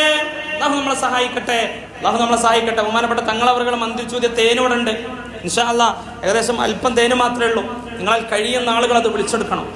പരിശുദ്ധമാക്കപ്പെട്ട ദീനിനു വേണ്ടി നൽകണം. ഇൻഷാ അല്ലാഹ് അത് കഴിഞ്ഞിട്ട് ഞാൻ അവസാനിപ്പിക്കാൻ. നിങ്ങളാൽ കഴിയുന്ന ആൾ തങ്ങളെ കയ്യിൽ നിന്ന് ഇൻഷാ അല്ലാഹ് അത് വാങ്ങണം. അല്ലേ? ദീനിന് വേണ്ടി നാളത്തേക്ക് വേണ്ടി ഒന്നും മാറ്റിവെക്കരുത് എന്ന് പറഞ്ഞ് അള്ളാന്റെ വിശുദ്ധ ഖുർആനിൽ ഒരു ആയത്തിറങ്ങി. അള്ളാന്റെ ഖുർആനിൽ നാളത്തേക്ക് വേണ്ടി നിങ്ങളൊന്നും മാറ്റിവെക്കാൻ പാടില്ല. ആയത്തിറങ്ങിയ പാടെ മഹാനായ അബൂദർ ഗിഫാരി റളിയല്ലാഹു തആല അൻഹു അള്ളാന്റെ റസൂലിന്റെ അടുക്കലേക്ക് ഓടി. എന്നിട്ട് അള്ളാന്റെ റസൂലിനോട് പറഞ്ഞു, നബിയേ, എന്റെ ഈ ആരാണ് അബൂദർ ഗിഫാരി? ആ നാട്ടിലെ ഏറ്റവും വലിയ സമ്പന്നനാണ്. അബൂദർ ഗിഫാരി എങ്ങാനും എവിടെയെങ്കിലും പ്രവേശിക്കുമ്പോ തന്റെ ചെരുപ്പടിച്ചു വെച്ചിട്ടുണ്ടെങ്കിൽ ആ ചെരുപ്പ് കാണാൻ വേണ്ടി ആളുകൾ ഒരുമിച്ച് കൂടുമായിരുന്നു. അബൂദർ ഗിഫാരി തങ്ങളുടെ ചെരുപ്പ് കാണാൻ വേണ്ടിയിട്ട് അത്രയേറെ സമ്പത്തുള്ള ആളാണ് ആര്? അബൂദർ ഗിഫാരി തങ്ങൾ. നമ്മുടെ സമ്പത്തൊന്നൊന്നുമല്ല. അബൂദർ ഗിഫാരി തങ്ങൾ അള്ളാഹുവിന്റെ റസൂലിന്റെ അടുത്ത് എന്ത് പറഞ്ഞു? നബിയേ, അള്ളാഹുവിന്റെ ഖുർആനിൽ ഒരു ആയത്തിറങ്ങിയിട്ടുണ്ട്, നാളത്തേക്ക് വേണ്ടി ഒന്നും മാറ്റിവെക്കാൻ പാടില്ല. അതുകൊണ്ട് അബൂദറിന്റെ കൊട്ടാരമുണ്ടല്ലോ, അബൂദറിന്റെ ഭവനമുണ്ടല്ലോ, അത് നിങ്ങൾ പരിശുദ്ധമാക്കപ്പെട്ട ദീനിന് ഞാൻ നൽകുകയാണ്. അബൂദറിന്റെ ഈ കാണുന്ന ഈത്തപ്പഴ തോട്ടമുണ്ടല്ലോ, അതും ഞാൻ അങ്ങയിലേക്ക് സമർപ്പിക്കുകയാണ് യാ റസൂലല്ലാഹ്. എന്നിട്ടൊന്നുമല്ലാതെ അബൂദർ തിരിച്ചുപോയി എന്ന് മാത്രമല്ല, സ്വന്തം പണിയെടുത്ത് മറ്റുള്ളവരെ കൊണ്ട് പണിയെടുപ്പിക്കാൻ തുടങ്ങി. അയൽവാസിയുടെ അടുക്കൽ പോയിട്ട് പറഞ്ഞു, നാളത്തേക്ക് വേണ്ടി മാറ്റിവെക്കാൻ പറ്റൂല, എല്ലാം അല്ലാഹുവിന്റെ റസൂലിന്റെ അടുക്കലേക്ക് കൊണ്ടുപോവുക. ആളുകൾ അബൂദറിനെ കൊണ്ട് പൊറുതിമുട്ടി. കൊടുക്കാത്ത ആളുകളുടെ വീട്ടിൽ കയറിയിട്ട് അബൂദർ ഗിഫാരി തങ്ങള് കട്ടെടുത്തിട്ടത് മറ്റുള്ള പാവപ്പെട്ടവന് കൊടുത്തു. പരാതിയുമായി ഇലാ ഹദ്റത്തി റസൂലില്ലാഹ് സ്വല്ലല്ലാഹു അലൈഹി വസല്ലമ തങ്ങളുടെ അടുക്കലേക്ക് പോയി. ആളുകൾ പരാതി പറഞ്ഞു, നബിയെ, അബൂദർ ഗിഫാരിനെ കൊണ്ട് ഞങ്ങൾ ബുദ്ധിമുട്ടിയിട്ടുണ്ട്, ഞങ്ങൾ പ്രയാസപ്പെട്ടിട്ടുണ്ട് നബിയെ. ആളുകൾ പറഞ്ഞു, ഹബീബായ തങ്ങൾ പറഞ്ഞു, അബൂദറിന്റെ കാര്യത്തിൽ എനിക്കൊന്നും പറയാൻ പറ്റൂല. റസൂലുള്ളാഹി തങ്ങൾ വഫാത്തായി, അബൂബക്കർ തങ്ങൾ വന്നു. അപ്പോഴും അബൂദർ ഗിഫാരി തങ്ങൾ നിർത്തിയില്ല. ആളുകളിൽ നിന്ന് സമ്പത്തെടുക്കും, മറ്റുള്ള ആളുകൾക്ക് കൊടുക്കും. നാളത്തേക്ക് വേണ്ടി ഒന്നും മാറ്റിവെക്കാൻ പറ്റൂല. നാളത്തേക്ക് വേണ്ടി മാറ്റിവെച്ചാൽ അവനെ കാത്തിരിക്കുന്നത് വലിയ അദാബാണെന്ന് അള്ളാഹുവിന്റെ വിശുദ്ധ ഖുർആനിൽ അല്ലാഹ് പറഞ്ഞതാണ്. അവസാനം ഉമർ തങ്ങൾ ഭരണത്തിലെത്തി. അപ്പോഴും അബൂദർ ഗിഫാരി മാറിയില്ല. ഉസ്മാൻ തങ്ങളുടെ ഭരണത്തിലാണ്. മുസ്ലിം സമൂഹം രണ്ട് ചേരിയായി മാറുമെന്ന് തോന്നിയപ്പോ മഹാനായ ഉസ്മാൻ തങ്ങളെ അബൂദറിനെ വിളിച്ചിട്ട് അബൂദറിനൊന്ന് പരീക്ഷിക്കാലോ എന്ന് വിചാരിച്ച് 50,000 സ്വർണ്ണ നാണയം അബൂദറിന്റെ കയ്യിൽ കൊടുത്തു സ്വതക്കയായി. അബൂദർ അത് വാങ്ങിയിട്ട് പോയി. പിറ്റേ ദിവസം രാവിലെ വിളിച്ചിട്ട് അബൂദറിനോട് പറഞ്ഞു, ഞാൻ ഇന്നലെ തന്ന സമ്പത്തെനിക്ക് കൊണ്ട. അബൂദറിനോട് ഇന്നലെ തന്ന സമ്പത്തെനിക്ക് കൊണ്ട. അബൂദർ ഗിഫാരി തങ്ങൾ പറഞ്ഞു, ഉസ്മാൻ തങ്ങളെ, ഞാനത് ചെലവഴിച്ചു പോയിട്ടുണ്ട്. ഞാനത് പാവപ്പെട്ട ഒരുപാട് ആളുകൾക്ക് കൊടുത്തു, എന്റെ കയ്യിലൊന്നുമില്ല. അവസാനം കെട്ടിപ്പിടിച്ചിട്ട് പൊട്ടിക്കരഞ്ഞുകൊണ്ട് ഉസ്മാൻ തങ്ങൾ പറഞ്ഞു, അബൂദർ ഗിഫാരി തങ്ങളെ, നിങ്ങളുടെ മനസ്സെനിക്ക് മനസ്സിലാകുന്നുണ്ട്, പക്ഷേ ഈ നാട്ടിൽ നിങ്ങൾ നിന്നാൽ ഈ നാട്ടിലുള്ള ആളുകളെ രണ്ട് ചേരിയാകും. അതുകൊണ്ട് നിങ്ങൾ യമനിലേക്ക് പോയിക്കൊള്ളുക. യമനിലേക്ക് നാട് കടത്തി. ആരെ? എന്തിന്? പടച്ചറപ്പിന്റെ ദീനിൽ സമ്പത്ത് നൽകിയപ്പോ അത് മറ്റുള്ളവർക്ക് ബുദ്ധിമുട്ടായി തോന്നിയപ്പോ നാട് കടത്തിപ്പോയി. ആ കാലഘട്ടത്തിലെ കോടീശ്വരനായ മഹാനായ അബൂദർ ഗിഫാരി റളിയല്ലാഹു തആല അൻഹുവിനെ അവസാനിപ്പിക്കാൻ, ഈ ചരിത്രം പറഞ്ഞ് ഞാൻ അവസാനിപ്പിക്കാൻ, അബൂദർ ഗിഫാരി തങ്ങളെ നാട് കടത്തി. പോകുന്ന സമയത്ത് 2 വെള്ളി നാണയം കൊടുത്തു. യമനിലെത്തിയിട്ട് അബൂദർ ഗിഫാരി തങ്ങള് ആ കാലഘട്ടത്തിലെ കോടിപതിയായ ഒരുപാട് സമ്പത്തുള്ള തോട്ടങ്ങളുള്ള അബൂദർ ഗിഫാരി തങ്ങൾ ആ യമനിന്റെ ടൗണിലേക്ക് ചെന്ന് അവിടെ നിന്ന് അല്പം ഭക്ഷണം വാങ്ങി തന്റെ മക്കൾക്ക് കൊടുക്കാൻ 2 ആൺകുട്ടികളും ഭാര്യയുമായി യമനിലേക്ക് പോയതാണ്. എന്നിട്ട് ബാക്കി ഒരു വെള്ളി നാണയം കൊണ്ട് ബഹുമാനപ്പെട്ട അബൂദർ ഗിഫാരി തങ്ങള് ഒരു കോടാലി വാങ്ങി. എന്നിട്ട് യമനിന്റെ കാടിലേക്ക് കയറി. അബൂദർ ഗിഫാരി റളിയല്ലാഹു തആല അൻഹു കാട്ടിൽ നിന്ന് വിറകുകൾ വെട്ടിയിട്ട് ആ വിറകുകൾ അങ്ങാടിയിൽ കൊണ്ടുപോയി വിറ്റിട്ട് ആര് ജീവിച്ചു? മഹാനായ അബൂദർ ഗിഫാരി. എന്നിട്ടോ നിർത്തിയിട്ടില്ല. കാട്ടിൽ പോയി വിറക് വെട്ടി ശേഖരിച്ചിട്ട് ആ വിറക് വെട്ടിയ പൈസ കിട്ടുമ്പോ അതിനെ 3 ഭാഗമായിട്ട് തിരിക്കും. 2 ഭാഗം പാവപ്പെട്ടവർക്ക് കൊടുക്കും, 1 ഭാഗമാണെങ്കിലോ തന്റെ വീട്ടിലുള്ള മക്കൾക്ക് കൊടുക്കും. ചരിത്രം സുദീർഘമായി ഞാൻ ദീർഘിപ്പിക്കുന്നില്ല. അവസാനം മഹാനായ ഒന്നുമില്ലാതെ പട്ടിണി കിടന്നുകൊണ്ട് തന്റെ ശരീരം അങ്ങ് ശുഷ്കിച്ചു. വിറക് വെട്ടാൻ കഴിയണില്ല. മരണാസന്നമായ അബൂദർ ഗിഫാരി തങ്ങൾ കിടക്കാണ്. ആ സമയത്ത് 2 മക്കളെ വിളിച്ചിട്ട് അബൂദർ ഗിഫാരി തങ്ങൾ പറഞ്ഞു, മക്കളെ, ഈ വാപ്പ മരണപ്പെടാൻ പോവുകയാണ്. ഞാനെങ്ങാനും മരിച്ചാൽ ഒരു കാലഘട്ടത്തിലെ കോടിപതിയാണ്. അബൂദർ ഗിഫാരി പറയുകയാണ്, ഈ വാപ്പാന്റെ മയ്യത്ത് പൊതിയാൻ പോലും വാപ്പാന്റെ അടുത്ത് അതിനുള്ള സമ്പത്തില്ല മക്കളെ. അതുകൊണ്ട് വാപ്പ മരിച്ചാൽ വാപ്പാന്റെ മയ്യത്ത് റോഡിന്റെ സൈഡിൽ കിടത്തുക. ഹജ്ജ് കഴിഞ്ഞിട്ട് ആളുകൾ വരുമ്പോ അവരോട് നിങ്ങൾ ഈ വാപ്പയെ കാണിച്ചു കൊടുത്തിട്ട് മയ്യത്ത് പൊതിയാനുള്ള തുണി അവരുടെ പക്കലിൽ നിന്ന് വാങ്ങണേ. എന്നിട്ട് മാത്രമല്ല, ഈ വാപ്പ മരണപ്പെട്ട് കഴിഞ്ഞാല് നിങ്ങൾ മക്കയിലേക്ക്, നിങ്ങളെ നാട് മക്കയിലാണ്, അവിടെ നിന്ന് വാപ്പാനെ നാട് കടത്തിയതാണ്. ഈ വാപ്പാന്റെ നാട്ടിലേക്ക് ഉമ്മാന്റെ കൈ പിടിച്ച് നിങ്ങൾ തിരിച്ചു പോകണേ. അങ്ങനെ ബഹുമാനപ്പെട്ട അബൂദർ ഗിഫാരി തങ്ങൾ ആ മക്കളോട് പറയുകയാണ്, നിങ്ങൾ നടന്ന് മക്കയിലേക്ക് പോകും. മണലാരുണ്യത്തിലൂടെ നടന്ന് നിങ്ങൾ വിശപ്പ് സഹിക്കാൻ കഴിയാതെ നിങ്ങൾ ഇങ്ങനെ നടക്കുമ്പോഴാണ് നല്ല ഫലപുഷ്ടമായ ഒരു ഈത്തപ്പഴ തോട്ടത്തിന്റെ മുന്നിൽ നിങ്ങളെത്തും. ആ ഈത്തപ്പഴ തോട്ടത്തിന്റെ മുന്നിലെത്തിയാൽ ആ ഈത്തപ്പഴ തോട്ടത്തിന്റെ മുന്നിൽ ഒരു പാറാവുകാരൻ ഉണ്ടാകും. ആ പാറാവുകാരനോട് ചോദിക്കണം, ഈ തോട്ടം ആരുടേതാണ്? ആ സമയത്ത് ആ മനുഷ്യൻ പറയും, പണ്ടീ മക്കയിലെ കോടിപതിയായ അബൂദർ ഗിഫാരി തങ്ങളുണ്ടായിരുന്നു. ആ അബൂദർ ഗിഫാരി അള്ളാന്റെ ദീനിന് നൽകിയതാണ്, അള്ളാന്റെ റസൂലിന് നൽകിയതാണ്. വീണ്ടും നിങ്ങൾ മുന്നോട്ട് നടക്കുക. വീണ്ടും നിങ്ങൾ വിശപ്പ് സഹിക്കാൻ കഴിയാതെ വെയിലത്ത് ചൂടത്ത് പ്രയാസപ്പെട്ട് നിങ്ങൾ നിൽക്കുമ്പോ അവസാനം നിങ്ങൾ എന്റെ പ്രിയപ്പെട്ടവരെ നിങ്ങൾ ശ്രദ്ധിച്ച് കേൾക്കണേ. അബൂദർ ഗിഫാരി തങ്ങളോ പറയുകയാണ്, നിങ്ങൾ ക്ഷീണിച്ച് പ്രയാസപ്പെട്ട് നിൽക്കുമ്പോ വലിയൊരു കൊട്ടാരം കാണാം. ആ കൊട്ടാരത്തിന്റെ മുന്നിലൊരു പാറാവുകാരൻ ഉണ്ടാകും. ആ പാറാവുകാരനോട് നിങ്ങൾ ചോദിക്കണം, ഈ കൊട്ടാരം ആരുടേതാണ്? ആ സമയത്ത് ആ പാറാവുകാരൻ പറയും, ഇത് അബൂദർ ഗിഫാരിയുടെ കൊട്ടാരമാണ്. അബൂദർ ഗിഫാരി എന്ന് പറയുന്ന കോടിപതിയുടെ കൊട്ടാരമാണ്. ആ സമയത്ത് ഈ വാപ്പാനോട് നിങ്ങൾക്ക് സങ്കടം തോന്നല്ല മക്കളെ എന്ന് അബൂദർ ഗിഫാരി ഒരു കാലഘട്ടത്തിലെ കോടിപതി പറഞ്ഞിട്ടുണ്ടെങ്കിൽ ഇന്ന് നമ്മുടെ സമ്പത്ത് നമ്മുടെ കയ്യിലുണ്ട്. അള്ളാന്റെ ദീനിന് വേണ്ടി പാവപ്പെട്ട ഒരുപാട് രോഗികൾക്ക് വേണ്ടി ഇന്ന് SKSF-ന്റെ പ്രവർത്തകന്മാര് നമ്മളോട് ചോദിക്കുമ്പോ എന്താണ് നമുക്ക് നൽകാനുള്ളത്? അതുകൊണ്ട് ഒരു മടിയും കൂടാതെ എന്റെ പ്രിയപ്പെട്ടവരെ, പടച്ചറപ്പിന്റെ ദീനിന് വേണ്ടി, അള്ളാന്റെ ദീനിന് വേണ്ടി ബഹുമാനപ്പെട്ട തങ്ങൾ അവർ മന്ത്രിച്ചോദിയ തേനാണ്. ഈ തേനിൽ ശിഫയുണ്ട് എന്ന് ഹബീബായ തങ്ങൾ പറഞ്ഞിട്ടുണ്ട്. ആ പറഞ്ഞ ഹബീബായ തങ്ങളുടെ പേരക്കുട്ടിയാണ് ഇതിന് മന്ത്രിച്ചോദിയത്. ഇൻഷാ അല്ലാഹ് തങ്ങളുടെ കയ്യിൽ നിന്ന് നിങ്ങളാൽ കഴിയുന്ന ആളുകളൊക്കെ ഇൻഷാ അല്ലാഹ് കൂടുതലായിട്ടൊന്നും ഞാൻ ചോദിക്കണില്ല. ഈ പാവപ്പെട്ട വിനീത 2 ദിവസം ഇവിടെ പ്രഭാഷണം നടത്തി നിങ്ങളുടെ മുന്നിൽ ആദ്യമായിട്ടൊരു കാര്യം പറയുകയാണ്. എന്റെ പ്രിയപ്പെട്ട സഹോദരിമാരെ, ഉമ്മമാരെ, കൈവടിയല്ലേ. കാരണം ഇത് പാവപ്പെട്ടവർക്കുള്ളതാണ്, പാവപ്പെട്ട രോഗികൾക്കുള്ളതാണ്, വല്ലാണ്ട് പ്രയാസപ്പെടുന്ന ആളുകൾക്കുള്ളതാണ്. ഇൻഷാ അല്ലാഹ് തങ്ങളുടെ കയ്യിൽ നിന്ന് ഇൻഷാ അല്ലാഹ് നിങ്ങളൊക്കെ ഒരു 501 രൂപ കൊടുത്തിട്ട് നിങ്ങളത് വാങ്ങണം. കാരണം അതിൽ ശിഫയുണ്ട്. പ്രിയപ്പെട്ട തങ്ങൾ മന്ത്രിച്ചോദിയതാണ്. മാത്രമല്ല മുഹിയുദ്ദീൻ ശൈഖ് തങ്ങളുടെ പേരിലുള്ളതാണ്. അല്ലാഹു തൗഫീഖ് നൽകട്ടെ, അല്ലാഹു തൗഫീഖ് നൽകട്ടെ. ഇൻഷാ അല്ലാഹ് ആരാണ്? പെട്ടെന്ന്, അധികം സമയമൊന്നും വൈകാൻ പാടില്ല. ഇൻഷാ അല്ലാഹ് മാഷാ അല്ലാഹ്. അല്ലാഹു മകന് ആഫിയത്ത് ആരോഗ്യം നൽകട്ടെ. നാം ഈ പറയും മനുഷ്യന്മാരെ, അല്ലാഹു മകന് ആഫിയത്ത് ആരോഗ്യം നൽകട്ടെ. അല്ലാഹു സുബ്ഹാനഹു സുബീഖൊക്കെ പള്ളിയിൽ കയറുന്ന മോനാണ്. അല്ലാഹു മാതാപിതാക്കൾക്ക് ആ മകനെ കൊണ്ട് ദുനിയാവാഹനം കിട്ടുന്ന രൂപത്തിൽ അല്ലാഹു ആക്കട്ടെ. ഇൻഷാ അല്ലാഹ് പെട്ടെന്ന് സമയം കളയണ്ട.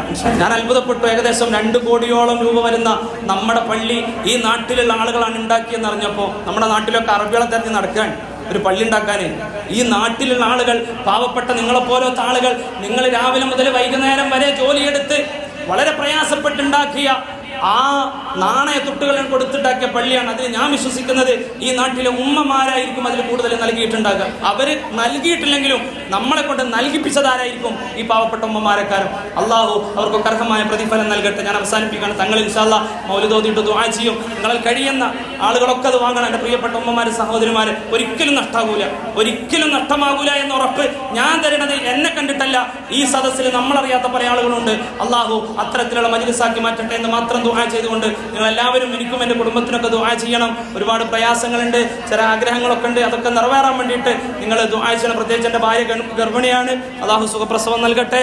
അതുപോലെ കുറച്ച് കടവും ബുദ്ധിമുട്ടുകളൊക്കെ ഉണ്ട്. ഇൻഷാ അല്ലാഹ് ഒക്കെ റാഹത്താകാൻ വേണ്ടിയിട്ട് നിങ്ങളൊക്കെ മനസ്സറിഞ്ഞ് ദുആ ചെയ്യണം. നിങ്ങളുടെ പ്രാർത്ഥനയാണ് ഈ രൂപത്തിൽ നമ്മളൊക്കെ വളർന്നു വരുന്നത്. അള്ളാഹു തആല നിലനിർത്തട്ടെ. മാത്രമല്ല ഈ ശബ്ദം നിലനിർത്താനും ഇതേപോലെ ദഅവത്തിനു വേണ്ടിയിട്ടും ഒരുപാട് കാലം ആഫിയത്തും ആരോഗ്യവും ദീർഘായുസ്സിനും വേണ്ടി എൻ്റെ പ്രിയപ്പെട്ട ഉമ്മമാരും സഹോദരന്മാരൊക്കെ കാര്യമായിട്ട് നിങ്ങളുടെ പ്രാർത്ഥനയിൽ ഈ പാവപ്പെട്ടവനെ ഉൾപ്പെടുത്തണമെന്ന് മാത്രം വസിയത്ത് ചെയ്തുകൊണ്ട് ഈ എൻ്റെ ശബ്ദം ശ്രവിച്ച 2 ദിവസം എന്നെ സഹിച്ച നിങ്ങൾക്ക് എല്ലാവിധ നന്ദികളും അറിയിച്ചുകൊണ്ട് ഇതിനൊരു സൗകര്യം ഏർപ്പെടുത്തി തന്ന പ്രിയപ്പെട്ട SKSFന്റെ പ്രവർത്തകന്മാർക്ക് എല്ലാവിധ നന്ദിയും അറിയിച്ചുകൊണ്ട് ഞാൻ അവസാനിപ്പിക്കുകയാണ്.